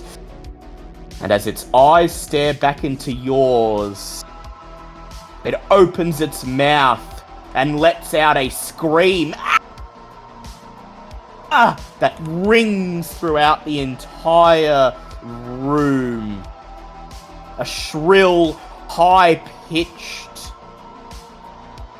ringing that seems to bore into your very soul.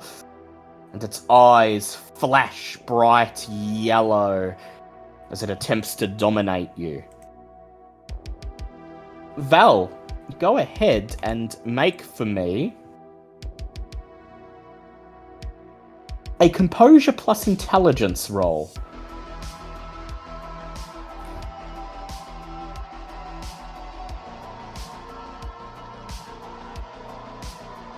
Three successes. 3 successes. 3 successes to its 5 successes critical. Oof.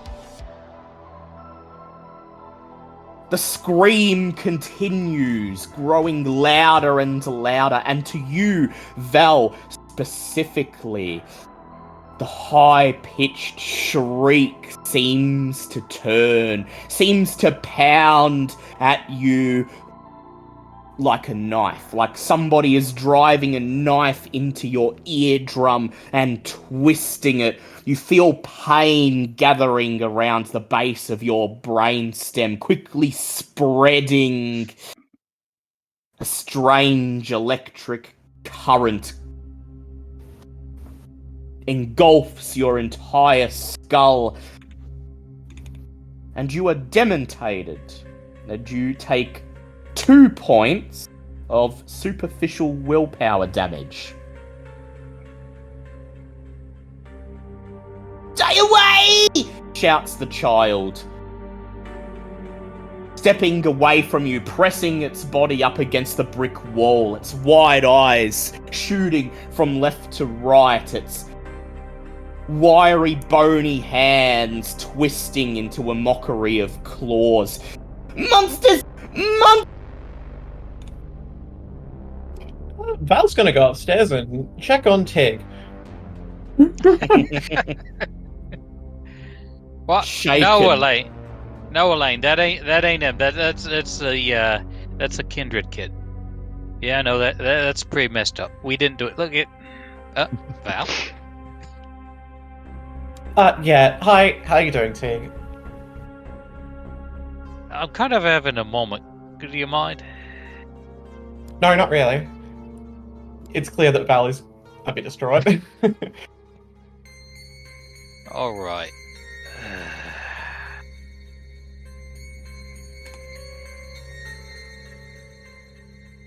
It's up to you, gang. So it's now Mitch and me in this room with the kid, Yeah, right? with the kid, and the kid is fidgeting, its Still there. feet shuffling. The kid is Bouncer so. too. Bouncer's And still there. Bouncer. The kid is so disheveled, its hair hanging over its face, its skin pale, its clothes torn, hanging off its body.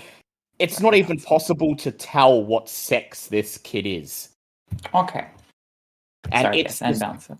it's gazing back and forth and just shouting, changing from screaming to incoherent mumbling to just, monsters, stay away! Okay. Can Marion possibly get a glimpse of what if anything might be making this kid so uncomfortable?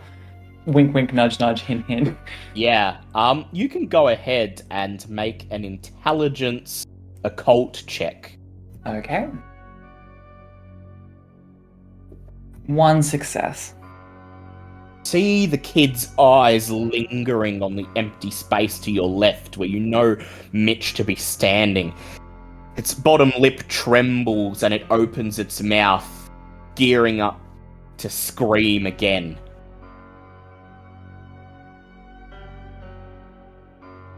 Sorry, it looked at Mitch. Was that what Yeah, they looked at Mitch? Okay.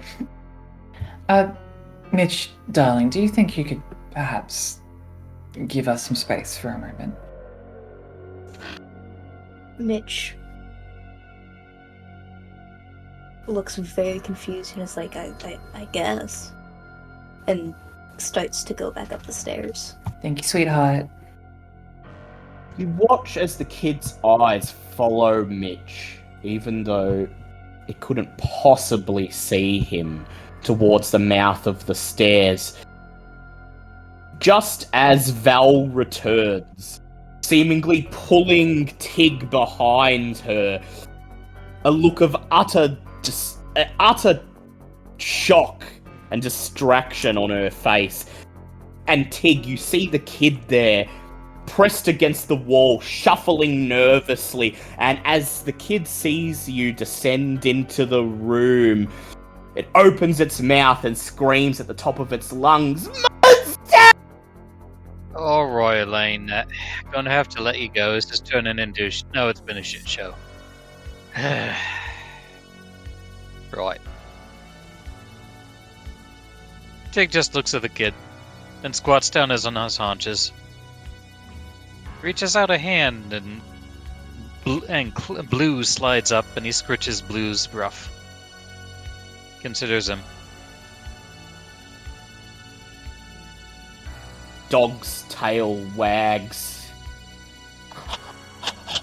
And the kid's attention seems to be drawn to the dog for just a moment. Seems to set the child ever so slightly at ease. But only for a second. The child's wide eyes quickly shoot back to the rest of the coterie, its bottom lip murmuring. Mitch, standing at the mouth of the stairs, as far away from the child as possible, still invisible, no longer seems to fill the kid's mind with a feeling of unmistakable horror. But the kid is still unsure of what to make of you.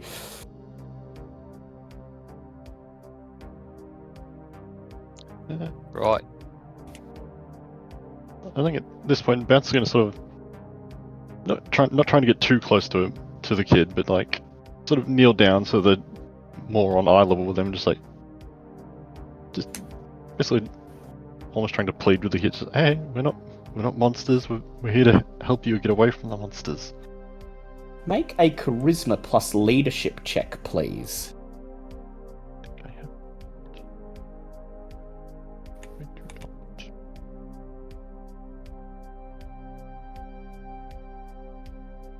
During all of this, by the way, if you were very observant, you could spot a notably furrowed brow on Marion's face.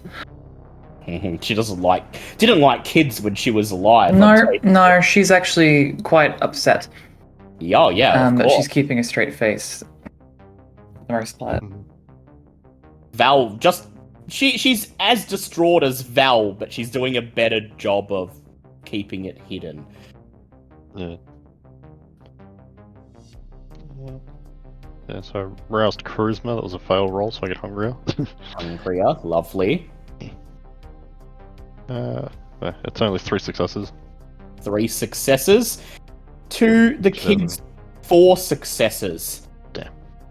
Its lip trembles and it shouts, "Get away!" And its eyes flash yellow, just as they did with Val, as it subjects you to its dementation. It rouses the blood, gets hungrier, and Bouncer, I'd like you to go ahead and make me a composure plus intelligence roll.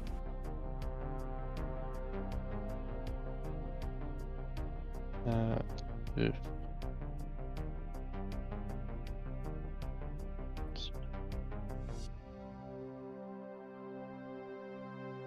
That is 2 successes. Shouts the kid, the last word of its sentence trailing off into another high-pitched scream. It feels as if someone's hammering a nail into the back of your head, and you clutch your hands to your ears and find yourself doubled over in pain as you take 1 point of superficial willpower damage. Ooh. And then as the kid continues to scream and pulls itself further away, impossibly further away, shrinking into the wall, crouching down, huddling, wrapping its hands around its body, you see its bloodshot eyes dilate, and you recognize that telltale sign that it is growing hungrier.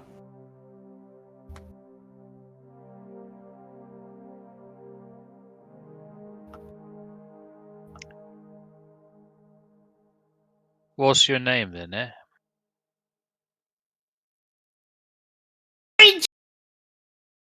What? We said not to talk to strangers! That's getting Alright, cut then. out a lot. Sorry, what was that?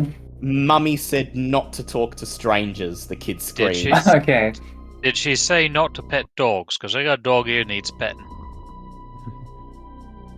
Tig, go ahead. Make me a charisma plus leadership roll.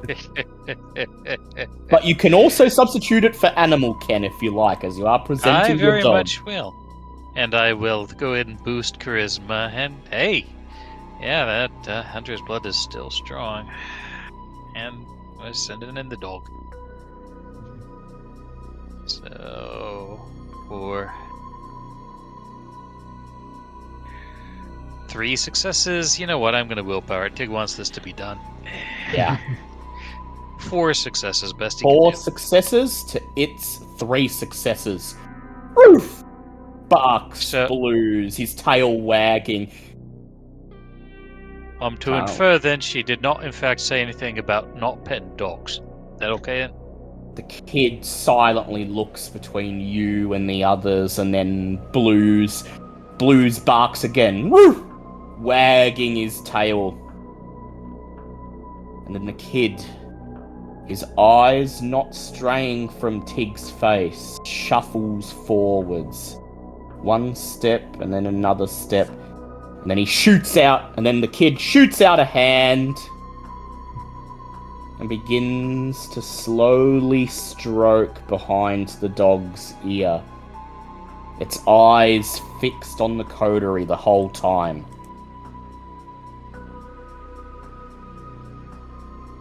Alright. Mummy said not to talk to strangers, and so did the other lady. The Alright. kind lady who's been bringing me lollies. Well, my name's Tig. So, now I'm not a stranger because I got a name. And that's Valerie, and that's Bouncer, and that's... Shit, what's your name again? I just met you. Hi, I'm Marion. Sorry, it's going to take a few months for that to sit in. That's Marion. Here to hurt me? Says the kid. Nah.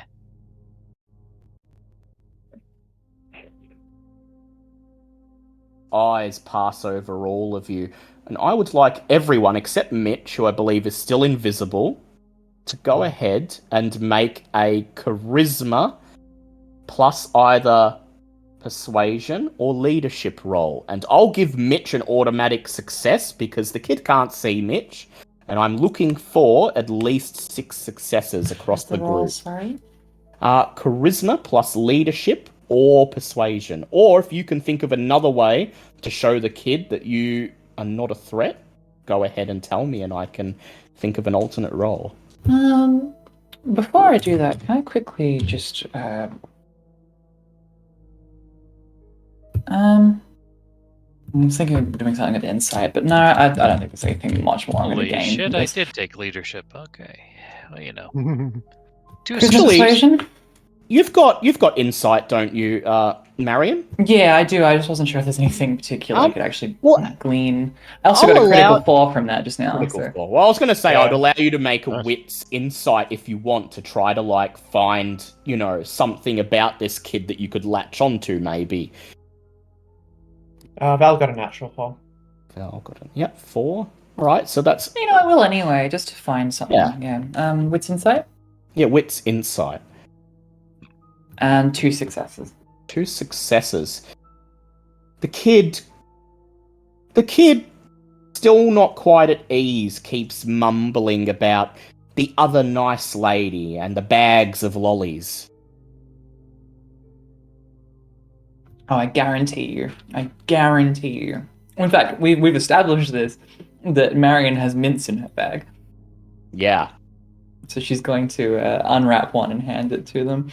Yeah, so I will add an extra success, which means the group passes. So Marion reaches into her bag, and she pulls out a mint, and she just proffers it as the rest of the coterie holds out their hands, shows that they're no threat. Val doing her very best to force a smile despite being utterly traumatized. The kid reaches forwards and snatches the mint out of Marion's hands and then shoots Marion a smile as the kid pops the mint into its mouth. Oh, you like mints? Says I the like kid, them too. baring its teeth. I always make opens sure to its- keep lots on me. It opens its mouth, revealing that the mint was swallowed unceremoniously, and then smiles back at Marion and says, "I'm Flick." That's a lovely name. Nice to meet you, Flick. Lady's name was Andrea. Do you know her? I'm not afraid. I'm afraid I don't. Is she a nice lady? No. Andrea's been helping me ever since I had the accident, and she's been bringing me lollies and treats to eat. But she stopped coming. I've had to find the treats myself now. Okay. She gives a knowing look to the rest of the coterie. Does that blood bank by any chance hand out suckers? Indeed, they probably do.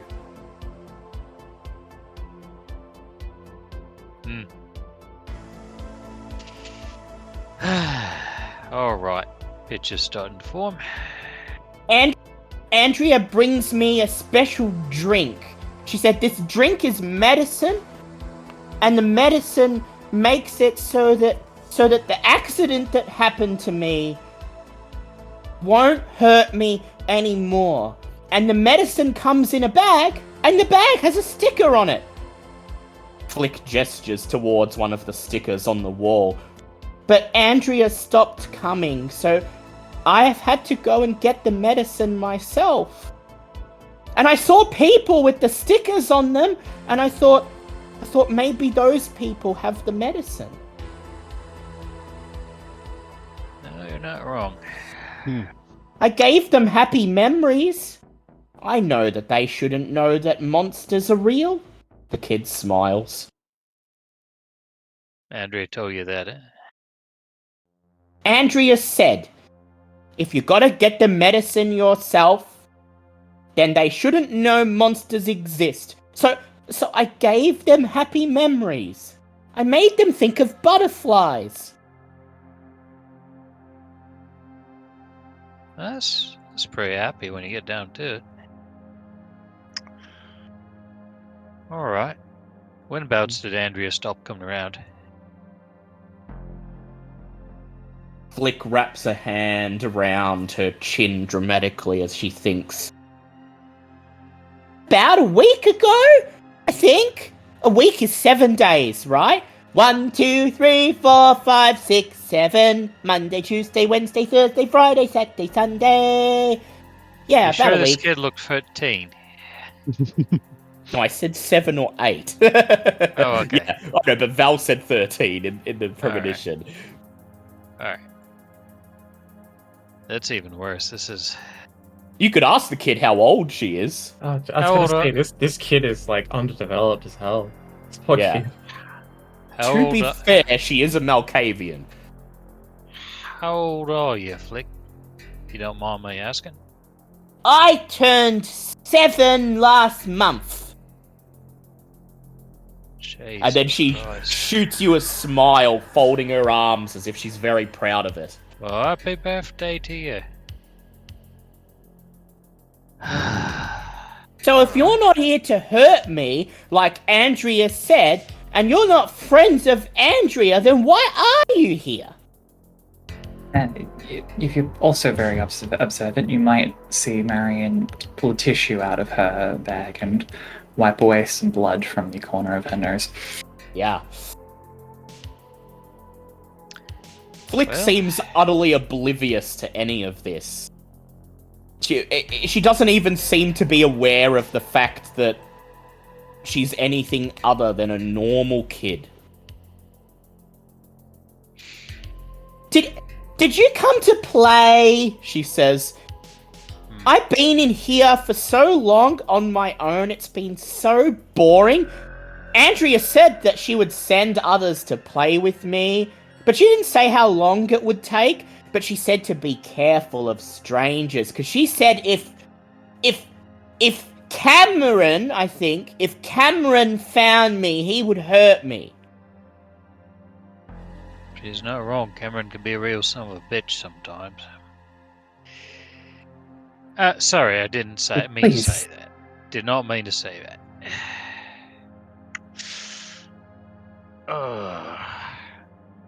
Well, Tig pulls out a squeaky toy. Blues is real good fetch. Yeah. The dog immediately perks up, he opens his mouth and begins to drool, expecting you to throw the toy. And the kid just stares down at it and says, "That's a dog toy." Oh yeah, you throw it, then he goes and gets it. It makes him really happy. She tentatively takes it from Tig's fingers, and as she raises it, the dog's eyes eagerly follow her hand. And then she shouts, "Okay, go get it!" And she throws it over Tig's shoulder. It lands about a meter away. It's not a very good throw at all, but the dog doesn't care. He barks, wags his tail as he immediately sets off at blinding speed, scoops the toy bone up, and then drops it at Tig's feet. "Yay!" says Flick. "That was fun. I tried to play with a dog in the park the other night, but he was just growling. I think he wanted to bite me." Yeah. Well, this is a special dog. He's more used to people like us. See, we're different now. You're different. You know that, yeah? Mummy said I was different. Mummy said that just because I have to stay back a year means that I'm special. Alright. Yeah. Are Well, you Blues take here me is a back special to dog. Mummy? Are you here to take me back to Mummy? We're going to try and figure out a few things. Okay, what does Mummy look like? Mummy's a tall lady, and she has blonde hair, and her phone number is 0457124624.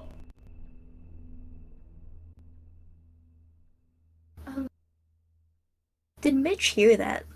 Yeah, Mitch Can he heard that. hear- He sure can. He can hear everything she's saying. Mitch is gonna text that number. What are you going to send to that number?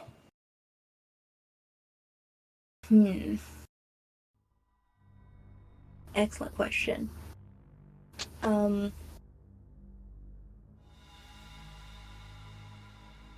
Andrea said I can't go back to Mummy because Andrea said I'm very sick, and that's why I have to take the special medicine. And if I go back to Mummy, I'll make Mummy sick too.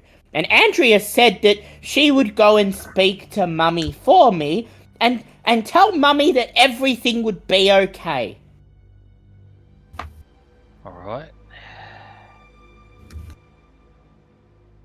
I feel like, hey, do you have a missing kid is not a good first text. Yeah, to send to anyone. no shit. Hey, is your kid missing? Hit me up, please. I think I found it. I think you found Yeah. it. I found it. I think he's just gonna send like a hey just to see if the number's still active. Yeah, and about 10 seconds later, your phone vibrates, and you get a message from the number, and it just says, "Who is this?"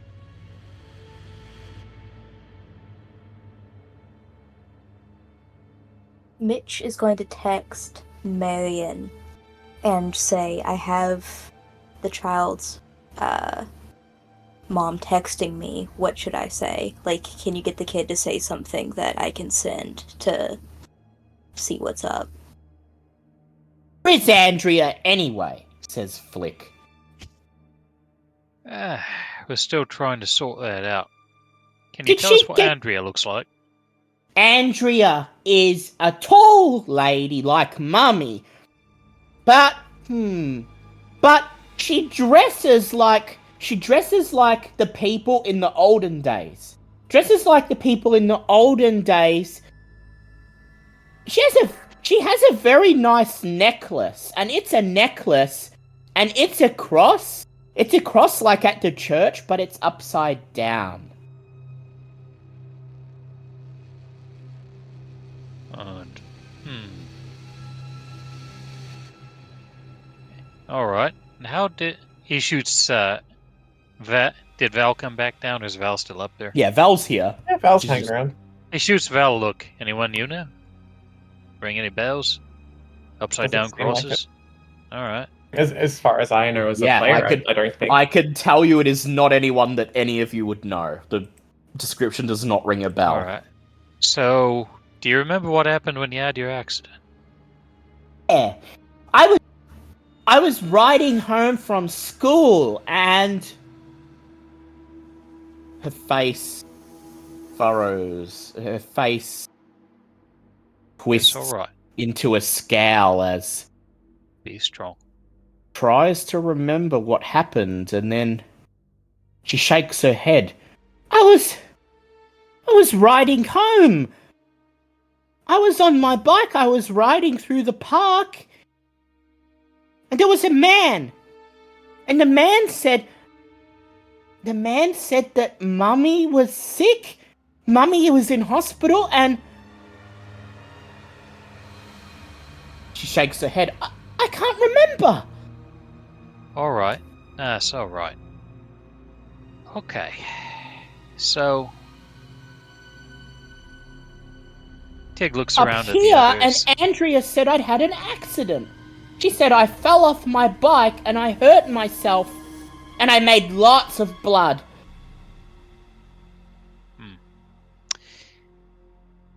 Alright. Tell you what. This isn't... We're kind of still figuring out what to do here. So, can I ask you to play with Blues for a while we go upstairs and talk things over? She nods and she says, I'll play with the doggy, and she pulls the Yeah. toy bone off the floor. And then, as she raises it to throw it, she frowns and she says, But who's Cameron? Why does he want to hurt me? How do I explain this?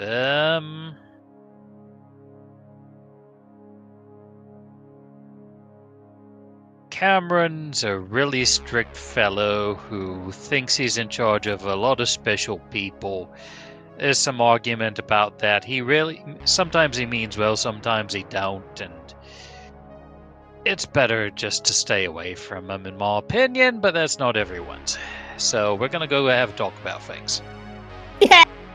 Says Flick as she tosses the toy and the dog barks and chases after it, giving you a window to exit the room. You climb the staircase and huddle together in the dusty kitchen. And down below you can hear the dog barking and the shouts of the kid as she throws the toy again and again. Clearly having the time of her life. Tig shuts the door. What the fuck do we even do?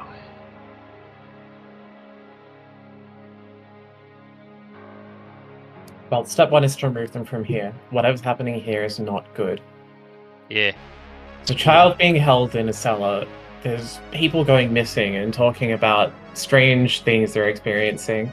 We're very narrowly missing a Masquerade because of it. It can't continue. Whatever it is, it can't continue. I don't know any of these people involved, but it can't continue. Kid absolutely can't stay here. We're gonna have to take her somewhere, but the question's where. Mitch's phone vibrates again. A message from the same number. Are you from the police?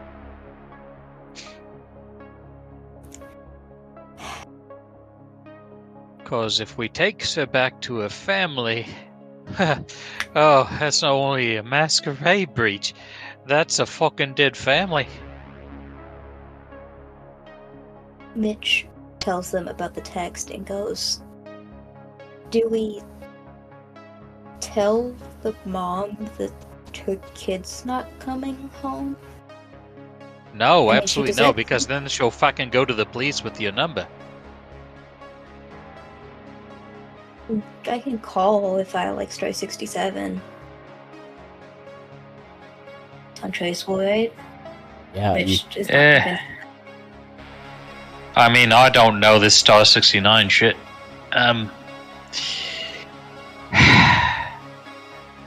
I mean, she deserves closure, right? We have to do something. Yeah, and we can maybe do that later. I don't know. Sam's good at closure and faking accidents. It's just Val, what would the Camarilla do if they found a vampire kid orphaned? As a player, I know vaguely what would happen, but in this world, would they straight up just destroy the child, or would they not? How many dots in politics do you have? Oodles. 4. Or so you have multiple options. The protocol here, Val, that you're aware of, would be to present this child to the prince. Take this child to Elysium, present the child to the prince as a wayward child, as a caitiff, essentially, whose sire had abandoned them. And the normal thing to do in this situation would be to make the child pledge to follow the rules of the cam, and perhaps assign them a surrogate sire to train them. Oh shit. This would fall back to Sam, wouldn't it? Sam's the console. Sam's here for that kind of shit. It would fall back to Sam in that case, but knowing that this is a child, however, there is a chance that you're very well aware of that Prince Aveline would simply call for its destruction. It is, after all, a walking, talking Masquerade breach, and no matter how much training it receives, that will never change. If this child is going to integrate into vampire society, it's going to need to be somewhere out of the public eye, behind closed doors, where mortals will never see her.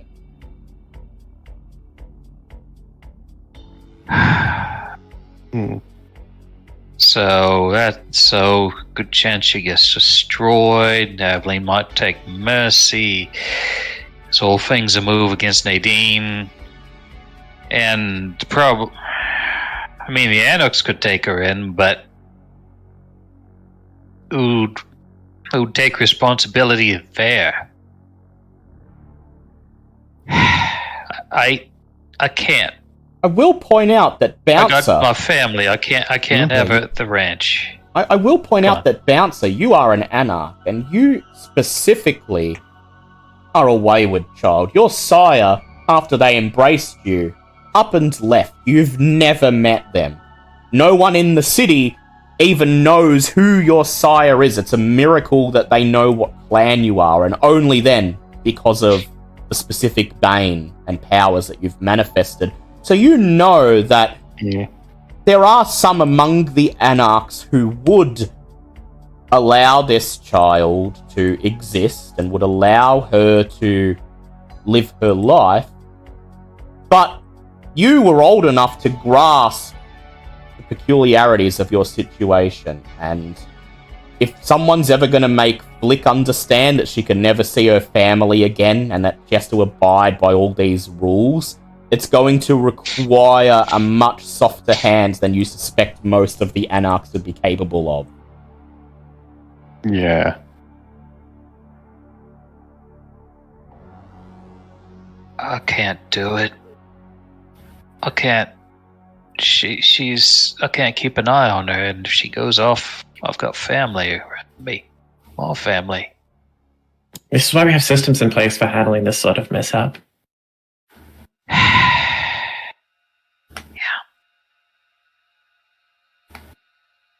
If there's no objections, I'm going to call Sam. No, we have to do this properly. It's. Let's go for a drive when we do that. The sooner we're out of here, the better. Yeah. And it goes without saying that, Marion, you understand that turning this kid over to the Hecata would not at all be happen. Yeah. Even your loyalty to the Giovanni is not enough to ever make you entertain that idea.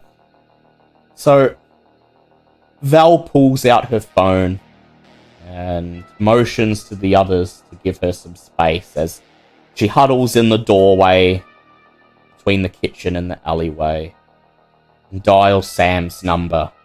Ring, ring, ring, ring, ring, ring, click. Val, what's up? Yeah, a lot actually. First up, need to make your way down to oh shoot, what's the street we're on? You give her the address. She says, Yeah, Delta Street. Yeah, she says, I'll be down, Delta Street. In Thompson. Oh. Right on the edge of Cam territory. That place has seen better days. What are you doing down there? Yeah, you might want to start making your way here now, just to save time. The long and short is, we've kind of got ahead of a Masquerade breach, and there is an embraced child here. Right, the one you said that Jace guy was chasing, and... Hang on, an embraced child? You mean... Child with no E. Are you on? Child with no E. They're about... Speak it then, okay. What did they say they were? 5? 7. 7. There's silence. Yeah, something like that. There's silence on the other end of the phone, and then you hear Sam say something you've never heard her say in 20 years. Holy fuck. Yeah, there's more details, but we'll spare those for now. Just get over here. Please, hurry. Takes her a moment to regain her composure, and then she just says, Okay, look, I'm on my way. Keep them there. Do not remove them. Find out what you can about the circumstances of their embrace, and I'll contact some people on the way. Alright, how long will you be? Give me 20. Half an hour at most, she says. Oh, Christ. Alright, yeah, we I'll can go babysit for that long, assuming nobody else rocks up. Do you wish to make the prince aware of this? She says. I'm at Elysium now. I can... You hear voices rumbling in the background. And then her voice lowers. She says, I can bring it to Prince Aveline's attention unless you would rather. I'll trust your discretion. What do I know? Ask her how likely the kid is to get the axe, if we do. Tig wants to know if the kid's going to get the axe. If we do. Well, I can tell you right here, right now, says Sam. You're talking about a literal child, and Well, we know Prince Aveline can be heavy-handed sometimes, and tensions with the Anarchs and everything going down in Melbourne. You know, there are rumors of the Second Inquisition, right? It gets more complicated. I'm gonna say that kid's chances are not very good, and I'll leave it at that. My vote's no, then. Do you know who the sire is? That's a complicated Assuming you're on part. your way, and we can talk Yeah. about this while you're driving, because time is of the essence. You hear the I'll tell slam you. of a car door in the background, and then an Alright, engine thank you, roaring Sam. to life. Alright, well, long story short is, pretty sure it's Nadine's blood, but not Nadine's doing. Right, the stolen blood. I remember you mentioning. Yeah, I think it made its way into this kid. Okay. This is not just a power play. This is... You pause for a moment. This is someone's making a statement. I mean, okay. Yeah. Embracing... Some blonde bitch with an upside-down cross. When I find her, I'm gonna kick her ass. For the second time this night, you hear her whisper, "Holy fuck." An upside-down cross. Yeah. That's all we got. Blonde bitch, Andrea, upside-down cross. Dresses like someone out of an old-timey movie. Oh shit, you know her? I wouldn't say I know her, but her reputation precedes her. She says, "Okay. Second thought, you know our regular meeting place? Yeah. By the beach. Where we gave you... Get Yeah. that kid out of there, meet me there. Do it now." Alright. Alright, done. There's a click, and the line goes dead. Tickle to go back downstairs. We found somebody to help you with the problem, but we got to go now. Please come with me. Back to Mummy? We got a stop or two to make before Mummy. Tig, make me a charisma subterfuge check, please. I should let somebody else handle this. Oh god. You should have just said yes. Hmm. Okay. I'm gonna willpower that. One success is the best I can do. So Tig is very obviously tense. He's very out of his element. You can all see this. And he's stammering as he says, "Yeah, but we've got to make a couple stops first." But the kid is so excited at the prospect of seeing her mum again that she just shouts, "Yay!" and follows No the insight. dog All up right. the stairs. Okay. This kitchen's really dirty. Yeah, seen better days. Alright. She'd probably better go with you lot in the limo. Yeah, we do want her to arrive in one piece. But I'm gonna send the dog with her if that's okay. This is a very rare moment where Val gets to watch Marion's face contort. So she watches very intently. Yeah, Marion, the prospect of having one of Tig's beasts in your car. Relax, I'll have him go before he gets in. Oof. He heads out, he walks up to the gutted freezer, cocks his leg, and suddenly the whole kitchen's filled with the chemical smell of urine, and Flick squeezes her nostrils shut.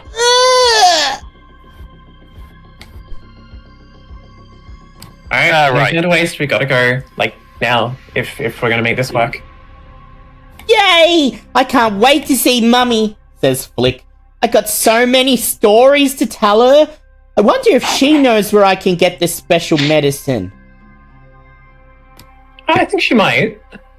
The kid begins to whistle nonchalantly, skipping as she follows the dog out the door and down the alleyway.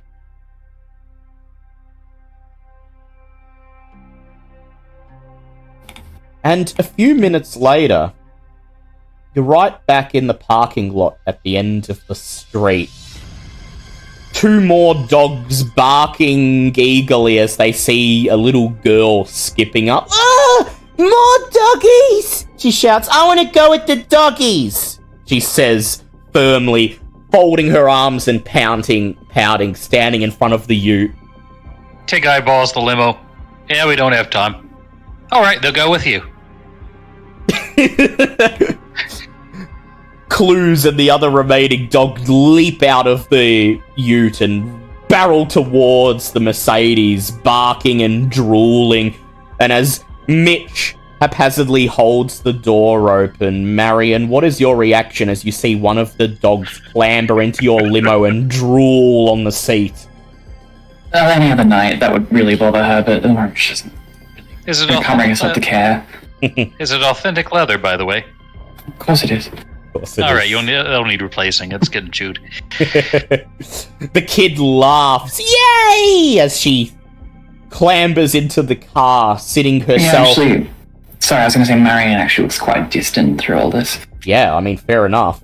Marion just sort of quietly climbs into the driver's seat, turns the key in the ignition, takes one look through the mirror to ensure the kid is there, and sees her wedged between two dogs with Val and Mitch sort of squeezing up against the inside of the doors, packed into the back seat of the limo. And then you're on your way. The engines roar to life, and your vehicles carry you down Delta Street, into the darkness and towards the glimmering skyline of G-Town. Marion, what Oblivion powers do you have? She just has, The fetters one? Binding Fetter, yeah. Yeah, binding fetter. I'll allow you, at this point, to go ahead and make for me a Wits plus Oblivion check. Okay. We assuming this will be something passively coming to her and not a concerted effort on her part. Exactly. Something passively coming to her. 2 successes. 2 successes. As your eyes are fixed on the road, the skyline in the distance, and the car carries you closer and closer towards it, you suddenly feel a disturbance, like something cutting the air next to your ear.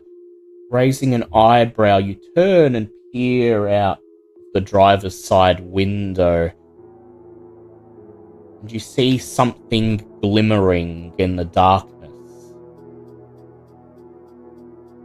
You're in a section of road that is conveniently between the suburbs and the city itself. For the next 10 to 50 meters, you're surrounded on all sides by untouched bushland. One of G-Town's many nature preserves that hasn't yet given way to urbanization and development. And it seems as if the very tree line itself is glowing, giving off a bright white haze that you instantly recognize as marking it as someone or something's fetter. Okay, we haven't yet brought Marion's servant back around since the first session. How does she go about that? Can she just summon them? Yeah, she just summons them at any time. No role necessary. So, Marion... And she's stopping the car. Yeah. Marion slams on the brakes and the car's tires screech. Everyone's jolted forwards. Takes a few moments for the ute to notice you've stopped. It drives past you and puts about a car's length between you and it before finally Tig notices that you've stopped. What the fuck? And then, Marion, you close your eyes, clasp your hands together, and begin to whisper a series of words in Latin.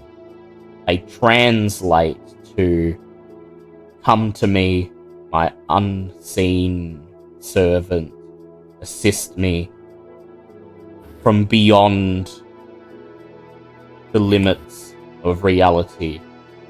But Mitch and Val, all you're seeing is Marion with her eyes closed, reciting something And then instantly, the feeling that you're being watched by something unseen settles over you. Something is in the car with you. You can feel its presence. You can feel something dark and foreboding. Even Flick can feel it. She begins to whimper and buries her face in the fur of one of the dogs. Don't worry, sweetheart. That's just a friend of mine. Some friend! And she's going to just sort of apprise the situation and ask if they see anything in particular. So I will get you to please roll for me, Marion. Go ahead and roll a dice pool of 4 for your Spectre. Okay. 3. Spectre. 3. You can't... Yeah, Spectre, not just Wraith. Oh, God. So, it hasn't yet revealed itself to anyone else in the car, but you can see it, Marion. You can see it materializing on the passenger seat beside you. Do you have an idea what it looks like, or is it simply an undifferentiated haze of darkness and shadow? Trying to call upon we talked about their relationship, which was sort of adversarial, and the servant is not happy to be here overall, but there's kind of a begrudging repartee between them. And I think that he's surprisingly descript. I think he gives the impression of an older man, and what kind of older man tends to change based on the place they are, the mood that their observer is in. They take on a bit of a slightly different character based on circumstances at play. And right now, they there's a hint of a Holmesian vibe. Yeah. And as you said, there's a begrudging respect between you two. He was the very first ghost that you managed to bind. You still have his fetter locked up somewhere in your haven, never to see the light of day. And at first, your servant saw this as a great insult. He has been dead over 1,000 years, an incredibly ancient wraith. Lord.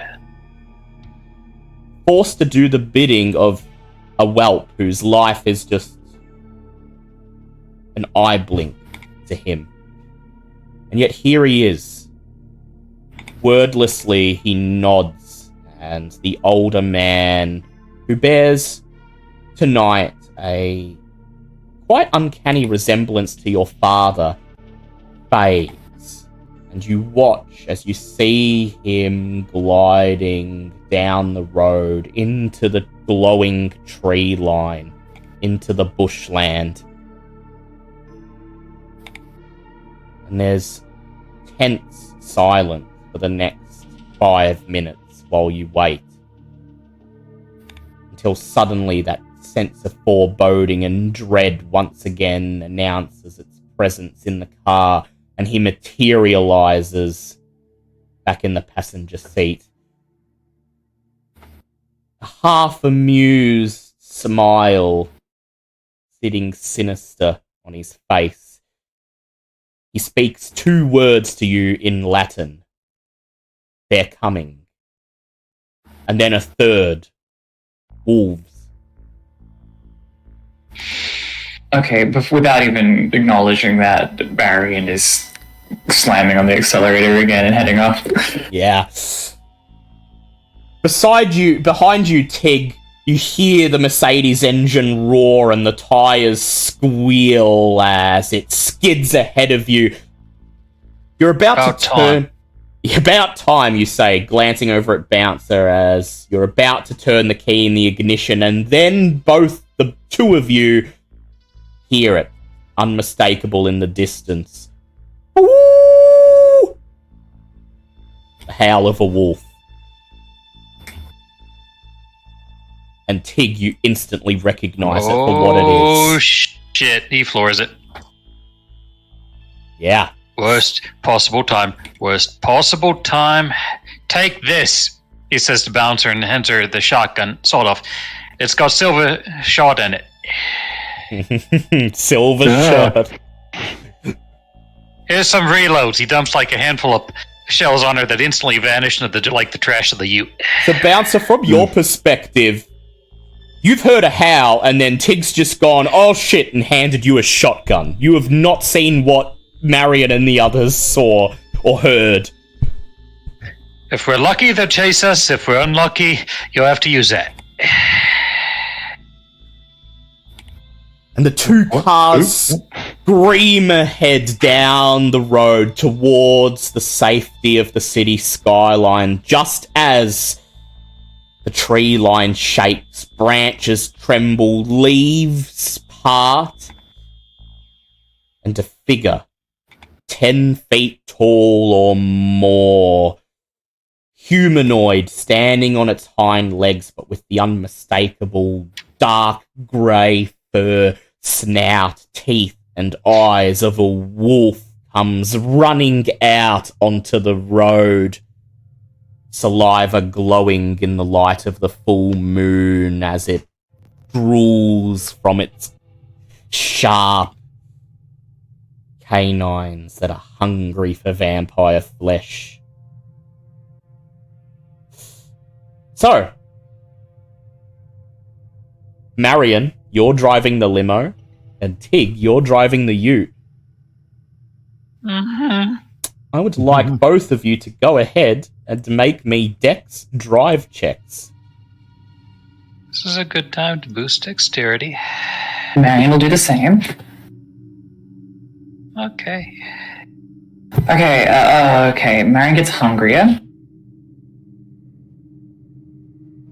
I do not, but I only get 2 successes. We'll see how this goes. Oh my god, 5 success, 5 dice and I get a failure. Let me, Yeah, you're gonna... I'm gonna re-roll, yeah, don't worry. Oh, good one! Good, roll again. I'll be right back. I've got some boons to look up.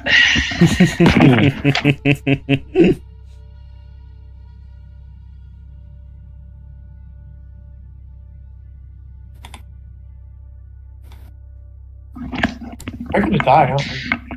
Shit on my lore sheet I wasn't expecting to use tonight. Maybe you might die. Yeah. No, it's fine. Keep going. Said Spectral Servant is still around, by the way, He which is, might yep. come in handy. And you want your spectral servant to engage the werewolf. Oh, absolutely. Yeah. So go ahead and roll for me a dice pool of, let us say, let me check the stats. Roll me a dice pool of 6 for your spectre, please. 2 successes. Can I reroll that, or no? No, you can't reroll your okay. spectre. So 2 successes, and how did you do with your drive? Just the one. Just the one. Alright, and Tig? Only 2 successes on the drive. 2 successes. So Tig's ute rockets ahead, and for the first time in perhaps the entire time you've known Tig, he doesn't hit any potholes, the ute doesn't look like it's about to fall apart. He is just driving straight ahead as fast as he will go. But Bouncer, to you, sitting there inside the ute, the seat is trembling. It feels like you're on a rocket that's ascending into the atmosphere, and you can feel the ground seeming to tremble with each step the werewolf takes as it runs at full speed on all fours down the road. It reaches out a claw, swiping at the back end of the ute as Tig jerks the wheel to the side. The tires squeal and dodging the blow, but the werewolf is not at all lost. Not at all thrown off by the sudden maneuver. Within a second, it quickly rights itself, stands up on its hind legs, and begins to sprint like a marathon runner towards the ute, baring its teeth and its fangs, its eyes glimmering in the moonlight. Each of its claws at least 30 centimeters long, and it's gaining quickly on the ute, with Tig slamming his foot down on the pedal as fast as it will go. And just as the werewolf is about to reach out and grab onto the back of the ute, you see something, a shadow, a living shadow, seemingly leap from Marion's limo across the road between you and the werewolf. The incorporeal shadow stops where it is and takes form, rising up a big black wall of pure darkness. The werewolf hesitates for a moment as a tendril of darkness lashes out from the shadowy object, striking the werewolf in the torso. It opens its mouth, yelping loudly in pain, and then reaches forward, swiping its claws through the shadow, dispersing it into dust. But this has given you just enough time to pull ahead, just enough to slam your feet on the pedal as fast, as hard as they will go, and I will now ask Tig to make me a strength drive check. Okay. Well, I'll boost that too. Yep, Val is going to give him a hand by leaning out the side window, both her pistols already in hand, firing at the sprinting wolf. Yeah, go ahead, make I would like at this point to activate my tactician as I see what she's trying to do. The group can always assist each other. Each character can contribute 1 die to the teamwork roll, no matter what the skill the test requires. So as long as everybody does something, I'm assuming we can add to our drive rolls to get GTFO, Sure can, yeah. Alright. That is very useful. Yeah, so go ahead and make me a composure firearms check, Val, and you can also add an extra dice because of Tig's tactician ability. Sweet.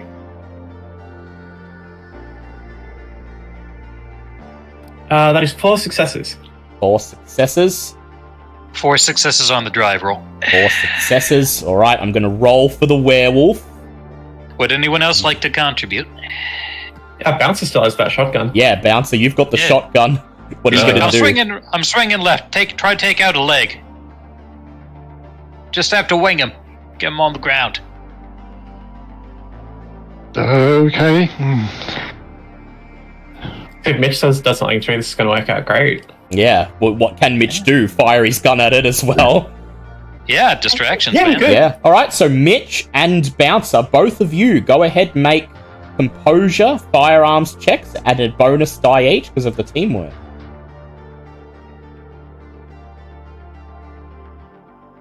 I have to see how this goes.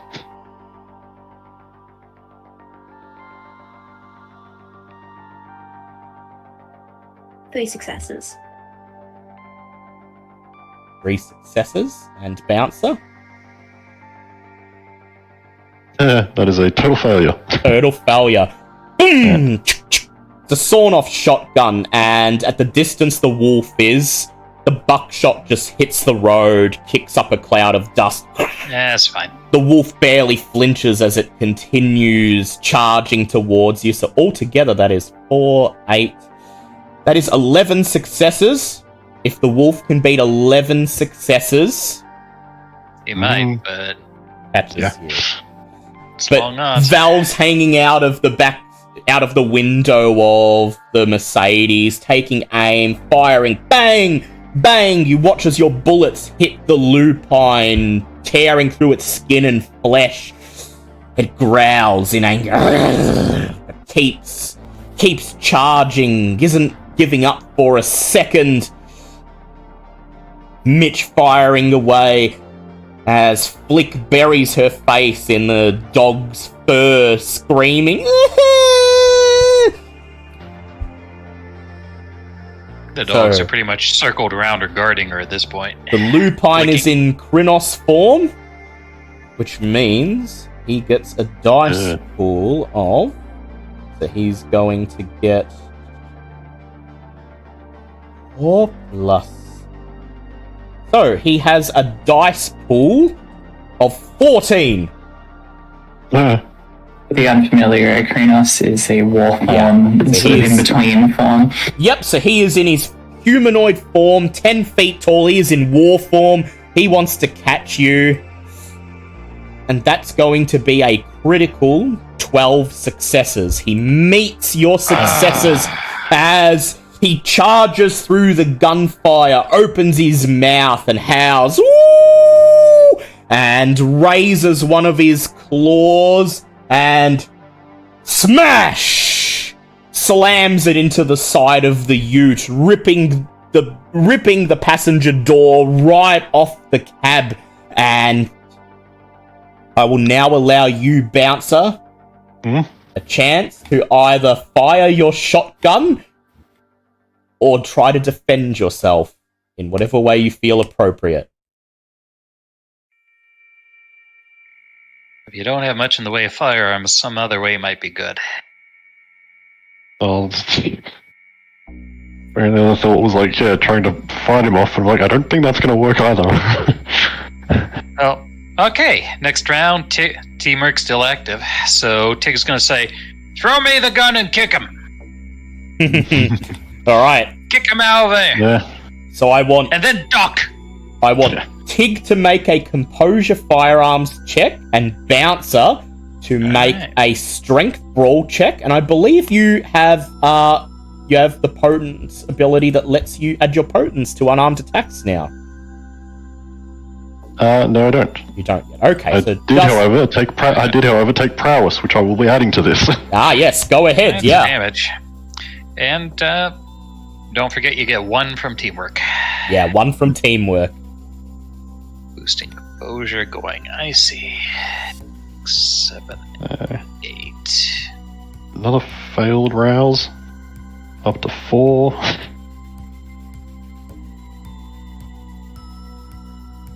I'm gonna willpower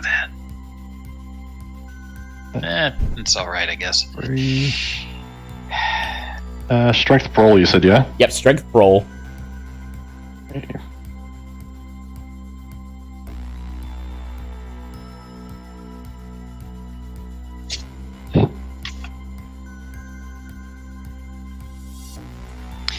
The end goal for Tig is to knock this thing off. He's not trying to kill it. He's just trying to get it away. Exactly. Yeah. I guess this thing's a werewolf from burning my last will. Good idea.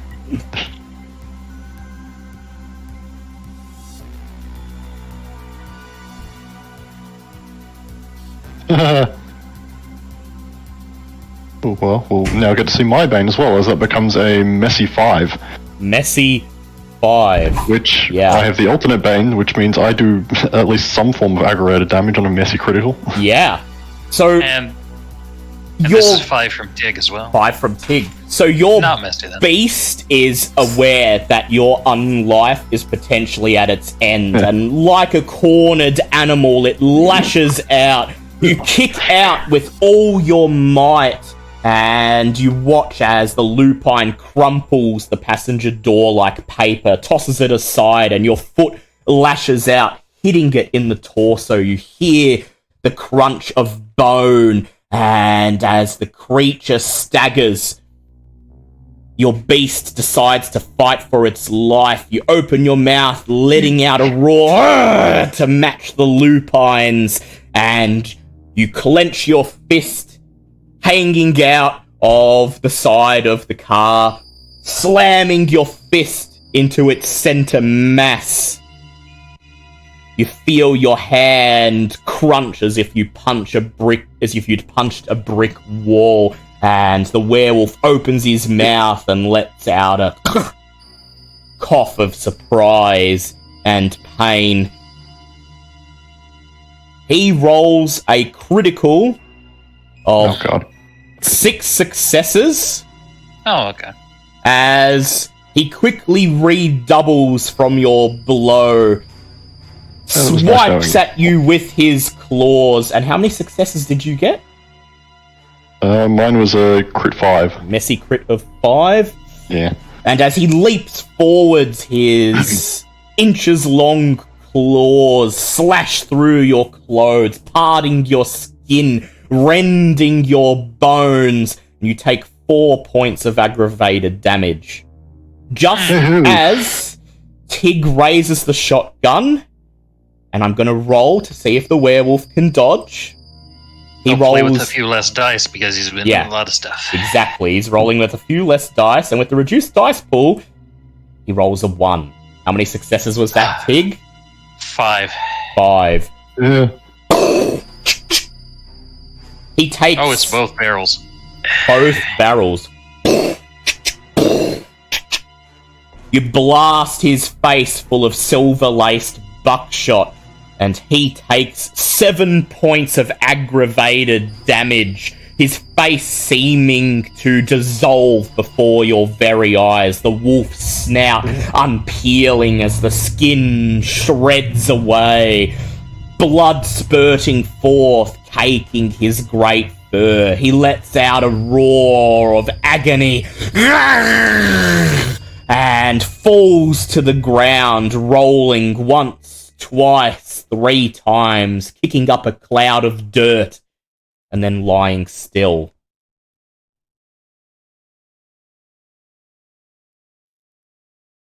And the cars scream off towards the safety of the city skyline ahead.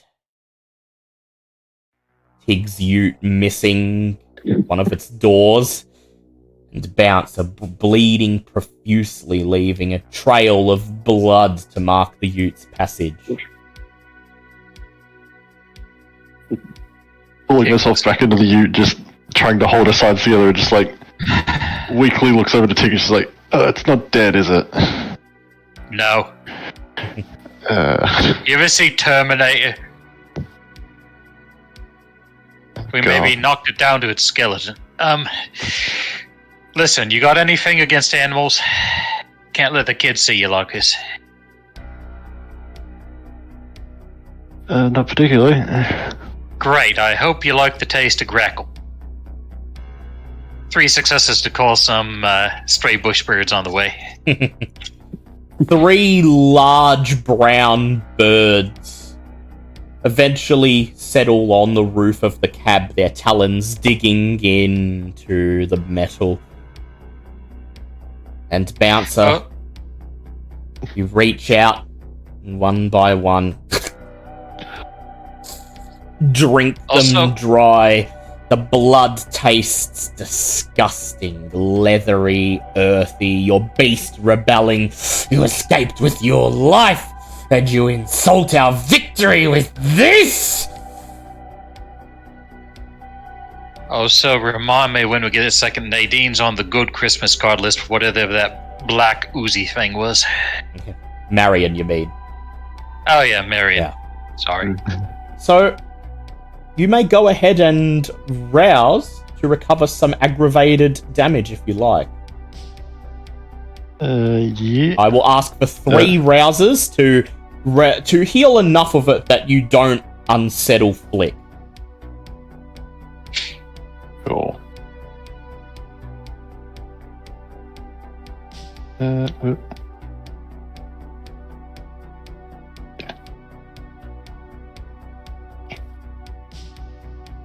Alright, so it's only 1 failure on the 3 rouses. 1 failure, so yeah. So luckily, the birds, as disgusting as they are still nourishing, and you don't gain any hunger from rousing to heal those wounds. You pull your tattered vest back around your body as you feel the wounds begin to seal up. Your skin still aches, there's still agonizing pain lingering through in every fiber of your body, but at least you're presentable. In the other car, in the Mercedes, Flick looks up from Blues's fur, her eyes wide. Is the monster gone?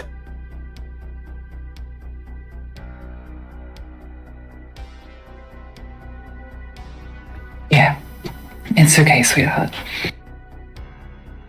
Her lip trembles, and she cries, burying her face in the dog's fur. That's one ag healed, yeah. Oh, And with that, 3. with that, we will end the session. Because there is going to be a meeting with Sam and some very, very important social maneuvering that Val needs to do to keep to ensure that this kid's future isn't going to involve